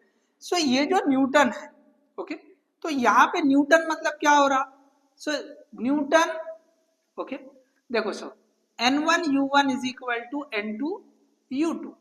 अब 1 न्यूटन इज इक्वल टू, हम वर्कआउट करेंगे 1 newton is equal to how much, okay, dyne. तो आपको ये जो है N2 अननोन है, ठीक है ना, ये 1 आ गया, न्यूटन को लिखेंगे हम, न्यूटन इज केजी मीटर पर सेकेंड स्क्वायर, ठीक है, इज इक्वल टू, ये N2 पता नहीं है, यहां पे लिखेंगे हम सीजी, सॉरी ग्राम, ओके, सेंटीमीटर पर सेकेंड स्क्वायर। अब क्या करें, आप इनको सेम जो है ना यूनिट के फॉर्म में लिख दो, सेम यूनिट के फॉर्म में, ठीक है। कैसे लिखेंगे, चलो, तो यहां पे देख लीजिए, ये जो है ना किलोग्राम, किलोग्राम को क्या लिखेंगे 10 की पावर 3 ग्राम, मीटर को क्या लिखेंगे 10 की पावर 2 सेंटीमीटर, डिवाइड बाय ये एस स्क्वायर, यहाँ पे N2, ये ग्राम, ये centimetre, divide by S square, ये दोनों कैंसिल। अब देखो ये N2 पता करना है, ओके, तो N2 कितना आ जा रहा, ये ग्राम से ग्राम चले गया, सेंटीमीटर से सेंटीमीटर भी चला गया।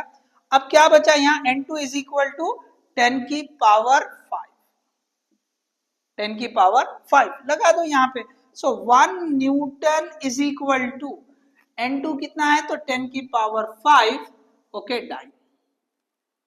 इस तरह से हम रिलेट कर सकते हैं। तो इससे रिलेटेड कई सारे क्वेश्चन है, एक नए सिस्टम के हिसाब से भी दे सकते हैं। ये तो बहुत ट्रेडिशनल एग्जाम्पल है कि भाई ये जो है न्यूटन को डाइन में या जूल को अर्ग में कन्वर्ट करना है, ऐसे एग्जाम्पल दे सकता है कि भाई एक सिस्टम में, ओके, जो लेंथ है वो जैसे 10 metre is the unit value, 1 metre नहीं 10 मीटर, तो बताओ एरिया क्या होगा, समझा रहा। इस तरह से कुछ चेंज करके, या ऐसे पूछ सकता है कि भाई जो है मास जो है 5 kg is the unit value, 1 kg, तो दूसरे सिस्टम में 5 kg मतलब 1 वैल्यू, तो इस तरह से अब उसकी वैल्यू बताओ, बोलता है कि भाई कितनी होगी, कोई क्वांटिटी देके वेट कितना होगा बताओ, पूछ सकता है, समझ में आ रहा। तो एनीवे, तो ये मैंने जस्ट रेफरेंस के लिए बता दिया, प्रश्न सीरीज में हम बिल्कुल जो है इससे रिलेटेड क्वेश्चंस जो है सॉल्व करेंगे, ठीक है। चलिए हम आगे बढ़ते हैं, ओके।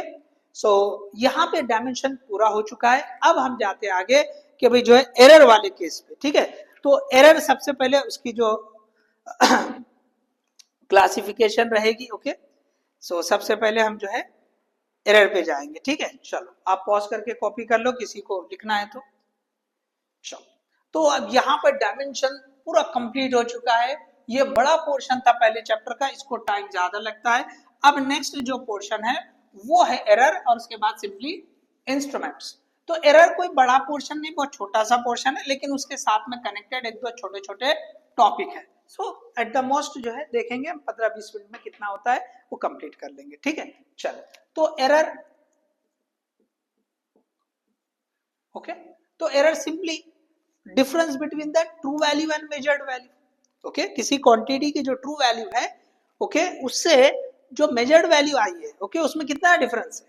हम एक क्वांटिटी को मेजर करें, उसको उसकी ट्रू वैल्यू सपोज 1 kg थी, हमने मेजर किया तो हमको आया 990 ग्राम्स, तो 10 ग्राम का डिफरेंस आ गया, दैट इज द एरर, ठीक है, but that we are having the error.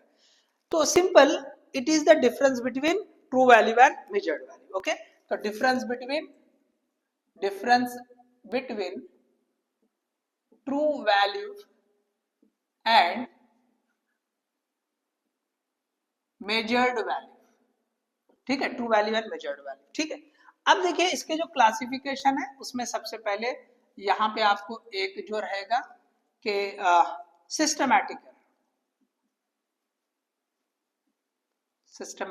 Error, और दूसरा होता है रैंडम एरर,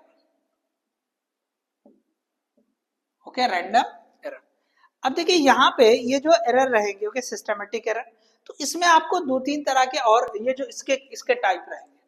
तो एक रहेगा आपको एक्सपेरिमेंटल या ऑब्जर्वेशन से जो एरर जो होंगे, ओके। तो यहाँ पे सबसे पहला जो रहेगा इसका, ओके, इंस्ट्रूमेंटल, जिसको एक्सपेरिमेंटल मतलब इंस्ट्रूमेंटल जनरली नाम दिया है एनसीईआरटी ने, इंस्ट्रूमेंटल एरर। इसके बाद दूसरा जो रहेगा, okay, that we are having imperfection experimental technique, imperfection in experimental technique, या इसी को साथ में एक जगह मतलब ऐसा भी यूज कर सकते हैं, इन्वायरमेंटल एरर। इन्वायरमेंटल की वजह से सिस्टम के ऊपर जो इफेक्ट होगा उससे जो भी एरर होंगे तो वो हम ले सकते हैं इसको। और उसके बाद personal error, third one personal error, या इसको आप ह्यूमन एरर भी बोल सकते हैं। इंस्ट्रूमेंटल एरर तो बहुत कॉमन है, जीरो एरर इसमें। तो सिंपली यहां पे आप ये समझ ले कि सिस्टमेटिक एरर जैसे जो पहला टाइप है कि इंस्ट्रूमेंटल एरर। इंस्ट्रूमेंटल एरर में क्या होगा कि इंस्ट्रूमेंट में ही कोई डिफेक्ट है तो ऑब्वियसली तो वैल्यू जो मेजर करेगा वो रॉन्ग करेगा। जैसे जीरो एरर कि भाई शुरू का, जैसे हम जो है ना लेंथ मेजर करते हैं तो शुरू का कुछ हिस्सा घिस गया है, तो अगर 1-2 सेंटीमीटर भी सपोज जैसा या मिलीमीटर भी घिस गया है तो आप जो लेंथ मेजर करेंगे उसमें उतनी कमी आ जाएगी।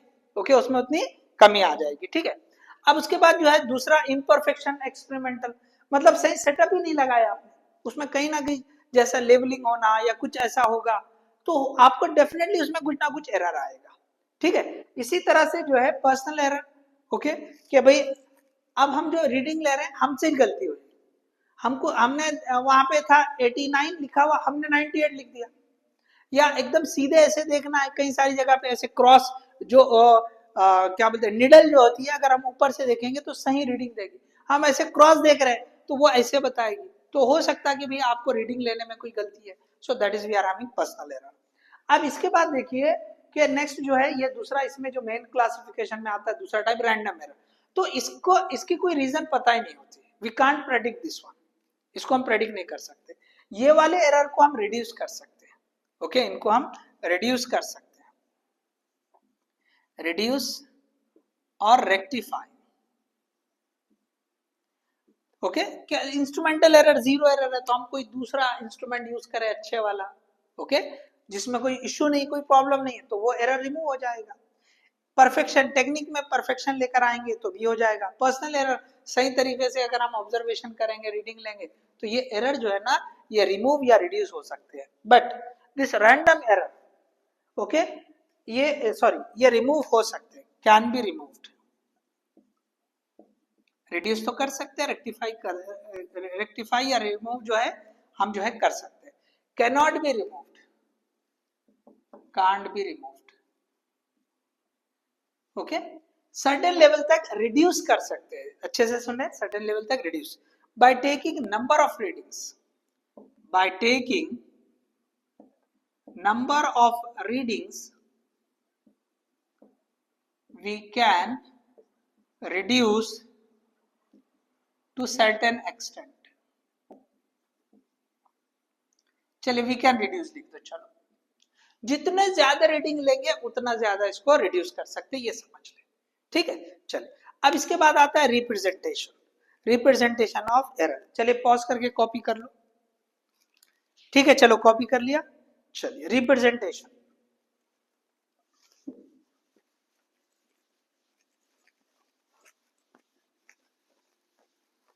Okay, representation.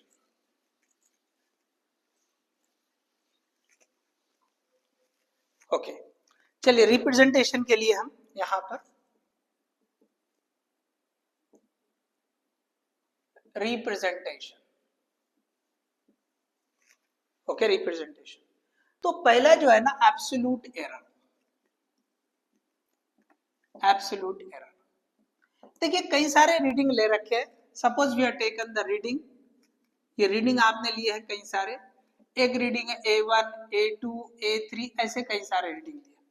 तो अगर ट्रू वैल्यू या मीन वैल्यू, ओके, हमने ले लिया कि B AM is the true value या mean value, okay, mean value. अगर ट्रू वैल्यू नहीं है तो क्या करेंगे, इन सब का हम मीन ले लेंगे, एवरेज ले लेंगे, so that we are having true value या मीन वैल्यू। तो ये जो एरर होगा, okay, absolute error in A1, delta A1 will be equal to mod of A1 minus AM। Okay, मतलब एरर नेगेटिव हो सकता, पॉजिटिव भी हो सकता, तो हम उसको क्या कर लेंगे भाई इस तरह से लिख देंगे। ठीक है, तो अगर हम मैग्नीट्यूड लिख रहे हैं, ओके, मैग्नीट्यूड लिखेंगे, हम एरर को क्या लिखते हैं जनरली, मैग्नीट्यूड लिख सकते हैं। कैसे, देखो अगर ट्रू वैल्यू 1 है, ओके, या 10 है सपोज, मेजर्ड वैल्यू 9 भी आ सकती है, 11 भी आ सकती है, दोनों केस में एरर 1 यूनिट का है। तो इसलिए यहाँ पे हमको कंफ्यूजन नहीं रहना, इसलिए हम मॉड में लिखते रहे, ठीक है। इसी तरह से आप जो है ना ये delta A2 is equal to ये A2 माइनस AM या AM माइनस A2 भी लिख सकते हैं, या ऐसा भी लिख सकते हैं AM माइनस A1, ठीक है। मॉड लिखेंगे तो कोई इश्यू नहीं रहेगा, ठीक है। इस तरह से आप बता सकते हैं। तो ये है relative error, sorry absolute error, ठीक है, एब्सोल्यूट एरर। अब मीन एब्सोल्यूट एरर ऐसे सारों को, ओके, ऐसे आपने जो है ना ये डेल्टा एन रीडिंग्स थे ये एन तक, तो यहाँ पे ऐसे हो सकता है एन माइनस एम।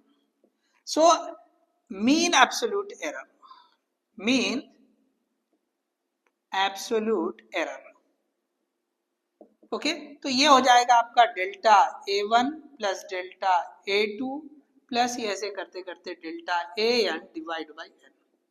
सो थोड़ा सा ये क्वेश्चन लेंदी होता है, तो चांसेस थोड़े कम है, लेकिन इसको पोर्शन छोटा पार्ट बना के दे सकता है, ओके, तो इसलिए हमें ये पता रहना जरूरी है।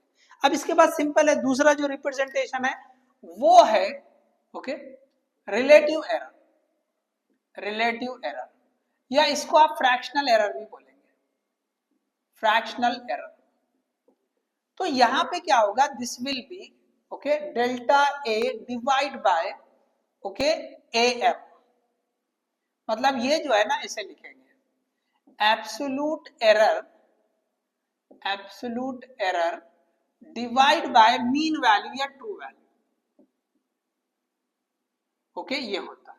तो इसको कैसे लिखेंगे हम, so delta A absolute error लिखा, ट्रू वैल्यू हमने लिखा ये AM, इस तरह से आप बता देंगे। इसी तरह से तीसरा रिप्रेजेंटेशन होता है percentage error, percentage, percentage error.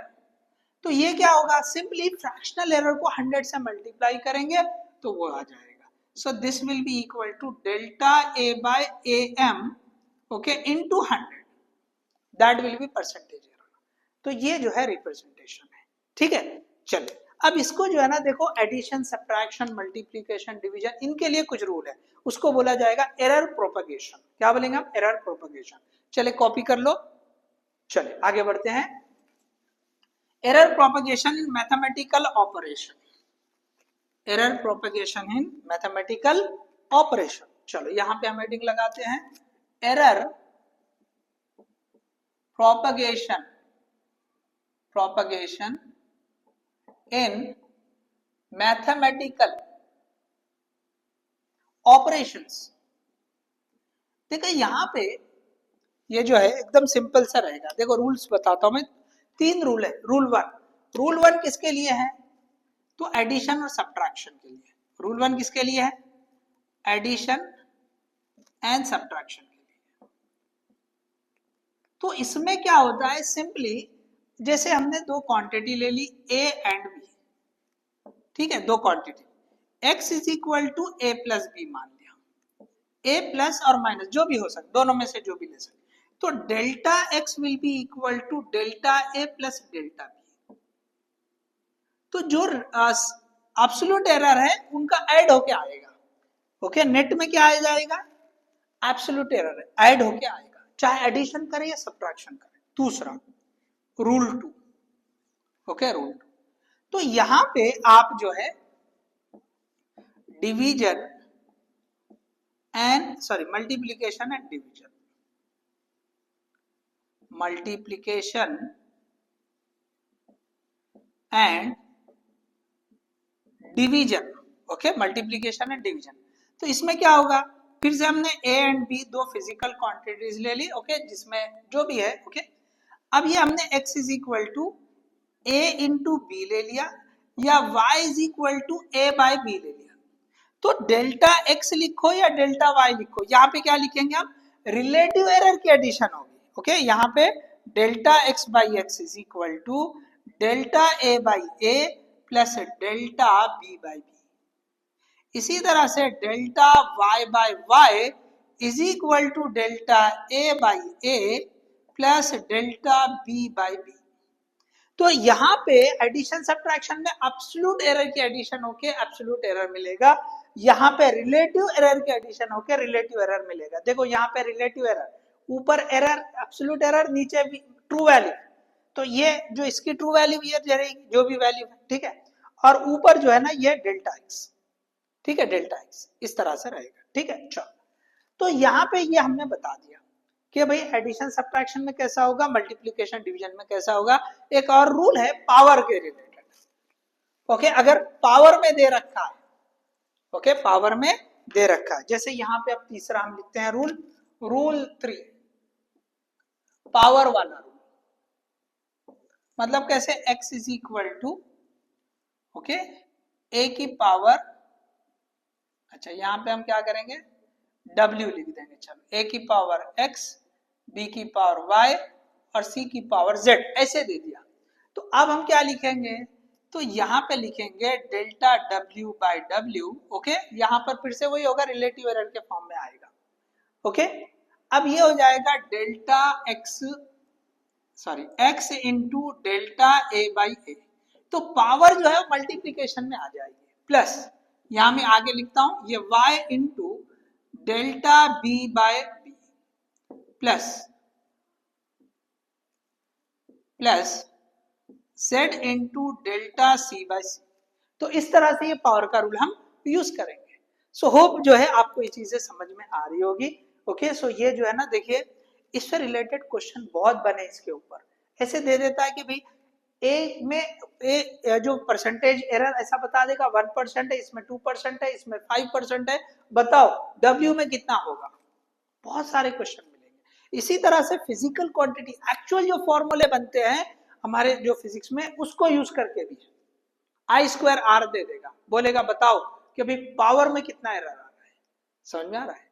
या एनर्जी का फॉर्मूला I²RT, इलेक्ट्रिकल एनर्जी, और उसमें पूछ लेगा कि भाई आई में इतना है, आर में इतना एरर है, ओके, टी में इतना एरर है, ऐसे जो भी है, ओके। तो ये जो भी मतलब लेंगे हम मेजर करने के हिसाब से, ओके, तो ये वाला फॉर्मूला वहां पे फिट करेगा, ओके, ये यूज होगा, ठीक है। तो देखो यहाँ पे हमने जो एरर है वो भी कंप्लीट कर लिया। अब इससे रिलेटेड 2 पॉइंट है, वो है significant figures and, okay, rounding of. तो उसके जो रूल्स है बहुत छोटे छोटे पॉइंट्स है, वो हम देख लेंगे, ठीक है। चलो पॉज करके कॉपी कर लो। चलिए अब है नेक्स्ट सिग्निफिकेंट फिगर्स।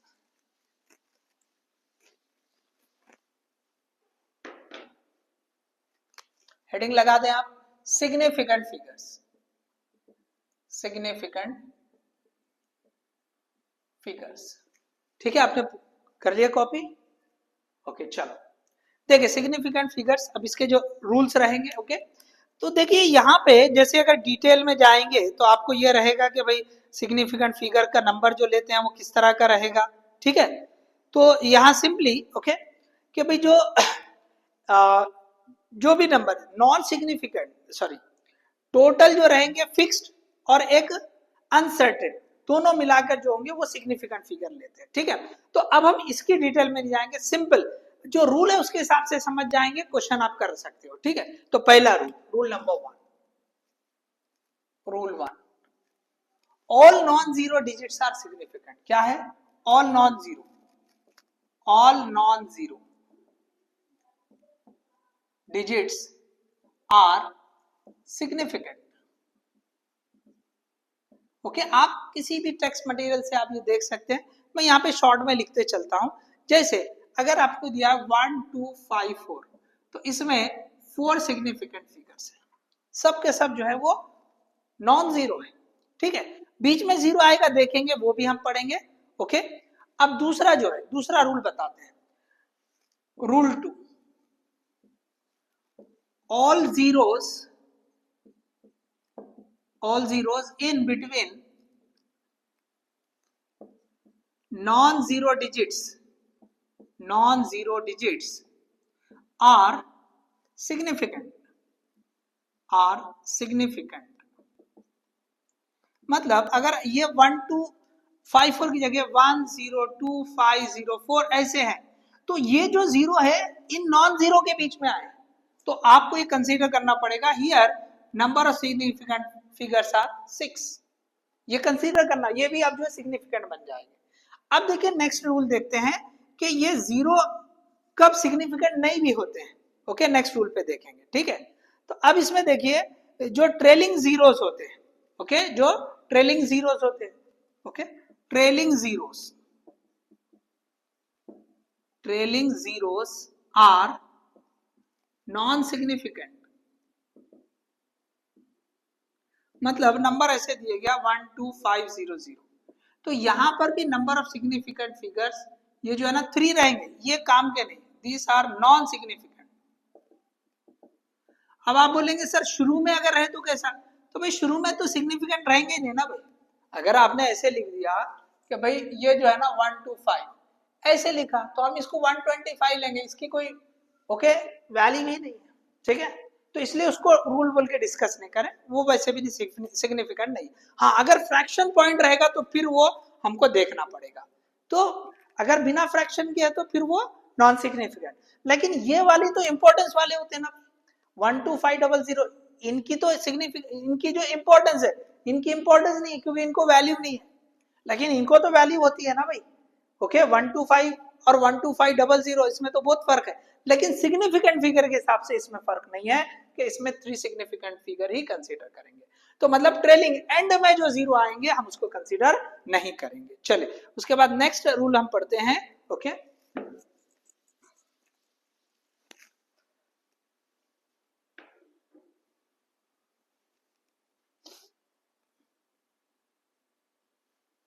ओके, अब देखिए यहां पर रूल नंबर 4, रूल 4, अब यही इसी तरह के, ओके, ये जो trailing zeros after decimal point are significant. Okay, यहां पे जैसे फॉर एग्जांपल 5.00 ऐसे लिखा है, तो अब ये ट्रेलिंग जीरो में नहीं आएंगे। ओके, यहां पे जैसे लिया फ्रैक्शन पॉइंट आगा तो ये सिग्निफिकेंट हो गए। ओके, ये सिग्निफिकेंट हो गए, तो यहां पे हम जो है ना इसको कंसीडर करेंगे 3 significant figures. So zeros after decimal points are significant. अच्छा, अब एक और पॉइंट यहां पे इसी की तरफ से, rule number 5।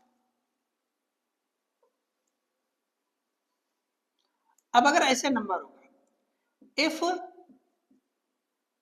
Number is less than 1, okay, less than 1 मतलब फ्रैक्शनल नंबर है, ऐसे है 0.0025, ओके, 0025, अगर इस तरह का कोई नंबर आ जाता है, ओके, 0025, तो अब यहां पे जो है ना देखो ये वाले जो इधर के जीरो है इनकी इंपॉर्टेंस नहीं लेते हैं, ओके, इनकी इंपॉर्टेंस नहीं लेंगे। तो यहां पे सिग्निफिकेंट फिगर जो रहेगा, okay, that will B 2 only. क्या लेंगे हम? सिंपली 2 ले लेंगे, ठीक है। अब इसी तरह एक एग्जांपल, अच्छा यहाँ पे आप इसको ऐसे कर दो 0.12, 0.000135, तो यहाँ पे ये 3 रहेंगे। 2 एग्जांपल बता देते हैं, ठीक है, 2 एग्जांपल देख लेते हैं, ठीक है। इसके बाद रूल नंबर 6 जो रहेगा, ओके, रूल नंबर 6 में बताते हैं। रूल नंबर 6, अगर एक्सपोनेंशियल पावर दे रखा है, ओके, जैसे फॉर एग्जांपल मैं यहाँ पे आपको बताता हूं कि अगर ऐसा है exponential, okay, exponential power is not significant, मतलब 15 इंटू 10 की पावर 2, तो यहां पे सिग्निफिकेंट फिगर 2 ही रहेंगे, आप इसको कंसीडर नहीं करेंगे। ओके, इसको कंसीडर नहीं करेंगे, कैसे? तो देख लो यहाँ पे, इसको क्या लिख सकते हैं हम? 1500, तो 1500 का रूल अभी पढ़ा हमने, देखो ये ट्रेलिंग जीरो, इसको कंसीडर नहीं करेंगे तो ये 2 ही आएगा। सो हियर ये जो साइंटिफिक नोटेशन या मैथमेटिकल जो नोटेशन हम बोलते हैं, ओके, सो एक्सपोनेंशियल पावर को हम कंसीडर नहीं करेंगे, दिस आर नॉट सिग्निफिकेंट। एक बहुत important rule, last one, rule number 7, अगर कोई कांस्टेंट नंबर दे रखा है, ओके, कुछ जैसे quantity, fix number, okay, fix number, जैसे जो है ना किसी जो है कोई डिस्कस कर रहे हैं, जैसे हमने बोला कि भाई जैसे पेन है या ये जैसे मार्कर है, ओके, मार्कर की बात कर रहे हैं, मोबाइल या डस्टर या बुक, नोटबुक, ये जो भी अगर बोल रहे हैं 2 पेन्स, तो ये 2 पेन्स ये जो फिक्स्ड नंबर है, ओके, यहां पे fixed numbers are having infinite significant number, infinite significant figures. ये बहुत इंपॉर्टेंट है, याद रखो। ओके, जैसे मैंने बोला कि भाई ओके 2 पेन, तो सिग्निफिकेंट फिगर इनफाइनाइट आएगा। क्या आएगा? इनफाइनाइट आएगा। चलो मैं चेक करता हूं वहां तक नजर आ रहा है नहीं आ रहा है। यस, ओके, नो इश्यू, आ रहा है नजर। ठीक है, समझ में आ गया सबको? तो ये जो है इनफाइनाइट। ठीक है, तो ये रूल्स थे। चले आप पॉज करके कॉपी कर ले। लास्ट हम जो है राउंडिंग ऑफ एक पॉइंट और देख लेंगे एरर से रिलेटेड। चलिए, ओके, राउंडिंग ऑफ।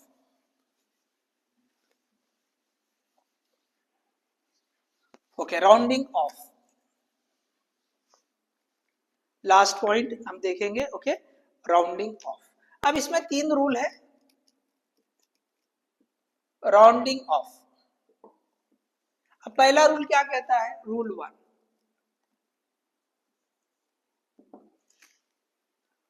ओके। अब देखिए यहां पे जैसे नंबर के हिसाब से, ओके, अगर हमने लिखा ओके 3.8 ओके या 27 ऐसे लिखा, तो ये जो 5 से अगर बढ़ के रहेगा तो हम क्या करेंगे, इसको लिख देंगे राउंड ऑफ करके। ओके, 3.3 लिख देंगे। क्या लिख देंगे? 3.3। अगर 5 से बढ़ के है तो उससे पहले वाले डिजिट को बढ़ा के लिख देंगे। सिंपली मैं आपको यहाँ पे बताते चलता हूँ, लिख रहा हूं नहीं, ठीक है। इसी तरह से दूसरा रूल क्या कहता है? ओके, सेकंड रूल 2, इसी को अगर 3.23 होता तो इसको लिख देते थे हम 3.2। तो अगर ये नंबर 5 से छोटा हो तो हम इसको इग्नोर कर देंगे। क्या कर देंगे? इसको इग्नोर कर देंगे।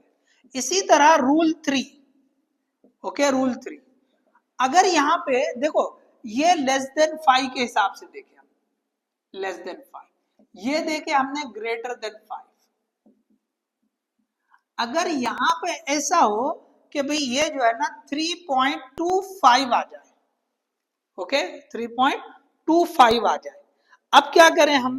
तो देखो ये इससे पहले, ओके, 5 से पहले ये नंबर कौन सा है, ये इंपॉर्टेंट। अगर यहां पे ऐसे होता 3.35, दोनों एग्जाम्पल बताता हूं मैं, ठीक है, 3.35 दोनों एग्जाम्पल। अब यहां पे देखो ये जो 5 आ गया उससे पहले अगर इवन नंबर है तो सिंपली हम इसको 3.25 लिखेंगे। ओके, क्या लिखेंगे हम इसको? सॉरी, 3.2 लिखेंगे, इसको इग्नोर कर देंगे। Okay, if preceding is even, अगर इवन है, नहीं, अगर ये ऑड है तो हम इसको 3.3 कर देंगे। इफ प्रीसीडिंग इज ऑड, अगर ये 5 से पहले इवन है तो 5 को इग्नोर कर देंगे। 5 से पहले अगर ऑड है तो इसको बढ़ा के लिख देंगे। सो हम क्या करेंगे? 3.3 नहीं, इसको सॉरी 3.4 हो जाएगा। ये 3 को बढ़ा देंगे, 3 को क्या करेंगे हम? बढ़ा देंगे। ठीक है, इस तरह से हम जो है लिखेंगे। Okay, understood? तो ये जो है 3 रूल्स है, ये जो है 3 रूल्स है। अब देखिए इसमें जो है ओके, ठीक है, क्लियर है? ओके, चलो। सो यहाँ पे हमने जो है ना ये सारी चीजें डिस्कस कर ली है। अब इसमें एक आध चीज कुछ ऐड कर सकते हैं हम कि मैथमेटिकली अगर जो कैलकुलेशन की बात होगी तो वहां पे भाई एडिशन सब्ट्रैक्शन में हम जो है जो रूल है कि भाई हम जो कितने पॉइंट लें, तो यहाँ पे जिसमें less number of decimal point होंगे, रूल बता देता हूँ। चलो मैं यहाँ पे बता देता हूँ। राउंड ऑफ करते वक्त अगर एडिशन सब्ट्रैक्शन कर रहे हैं, okay, rounding off, propagation of rounding off या rounding off in mathematical operation, rounding off in mathematical operations. देखो ये जो है ना डायरेक्ट नहीं, लेकिन कहीं ना कहीं जो है ना यूज में आ सकता है। तो पहला जो यहाँ पे रूल हम डिस्कस करेंगे, ओके, एडिशन और सब्ट्रैक्शन के हिसाब से, ओके, जिसमें लेस नंबर ऑफ जो है, ओके, एडिशन और सब्ट्रैक्शन की बात करेंगे, एडिशन और सब्ट्रैक्शन। तो रिजल्ट में क्या करेंगे, राउंड ऑफ करके, ओके, जिसमें डेसिमल पॉइंट कम हो उसके फॉर्म में लिखेंगे, writing the answer in the form which is having least number of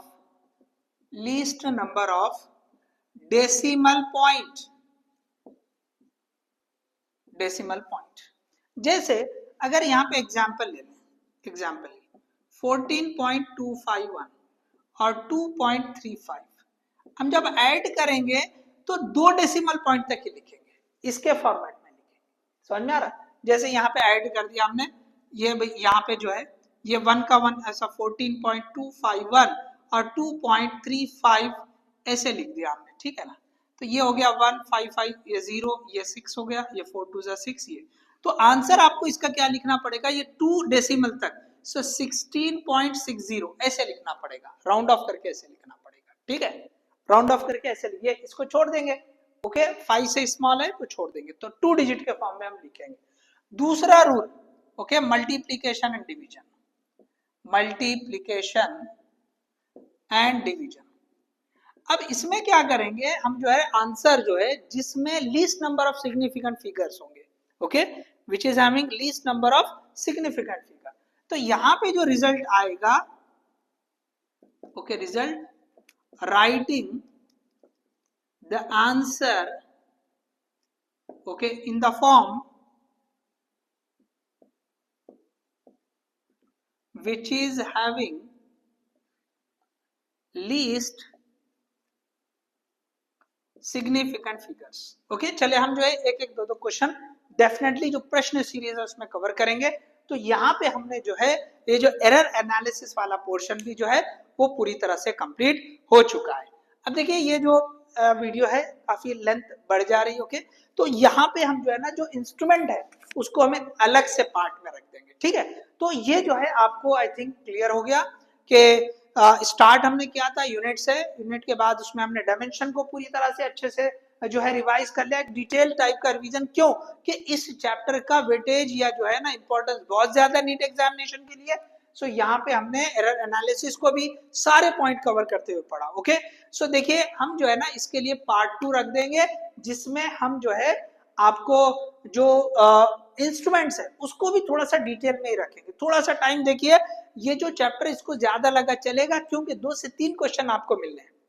ये नहीं कि भाई हमने जो है माइंड मैप पढ़ना है, हमको वन शॉट 1 घंटे का ही पढ़ना, ऐसे नहीं, ठीक है। जो पूरा चैप्टर पढ़ रहे हैं ना भी उसको थोड़ा सा टाइम ज्यादा लगेगा। हाँ, आगे जो चैप्टर नहीं है फ्यू टॉपिक्स है तो उसको हम बहुत कम टाइम में निपटाएंगे और उससे रिलेटेड क्वेश्चन देखेंगे।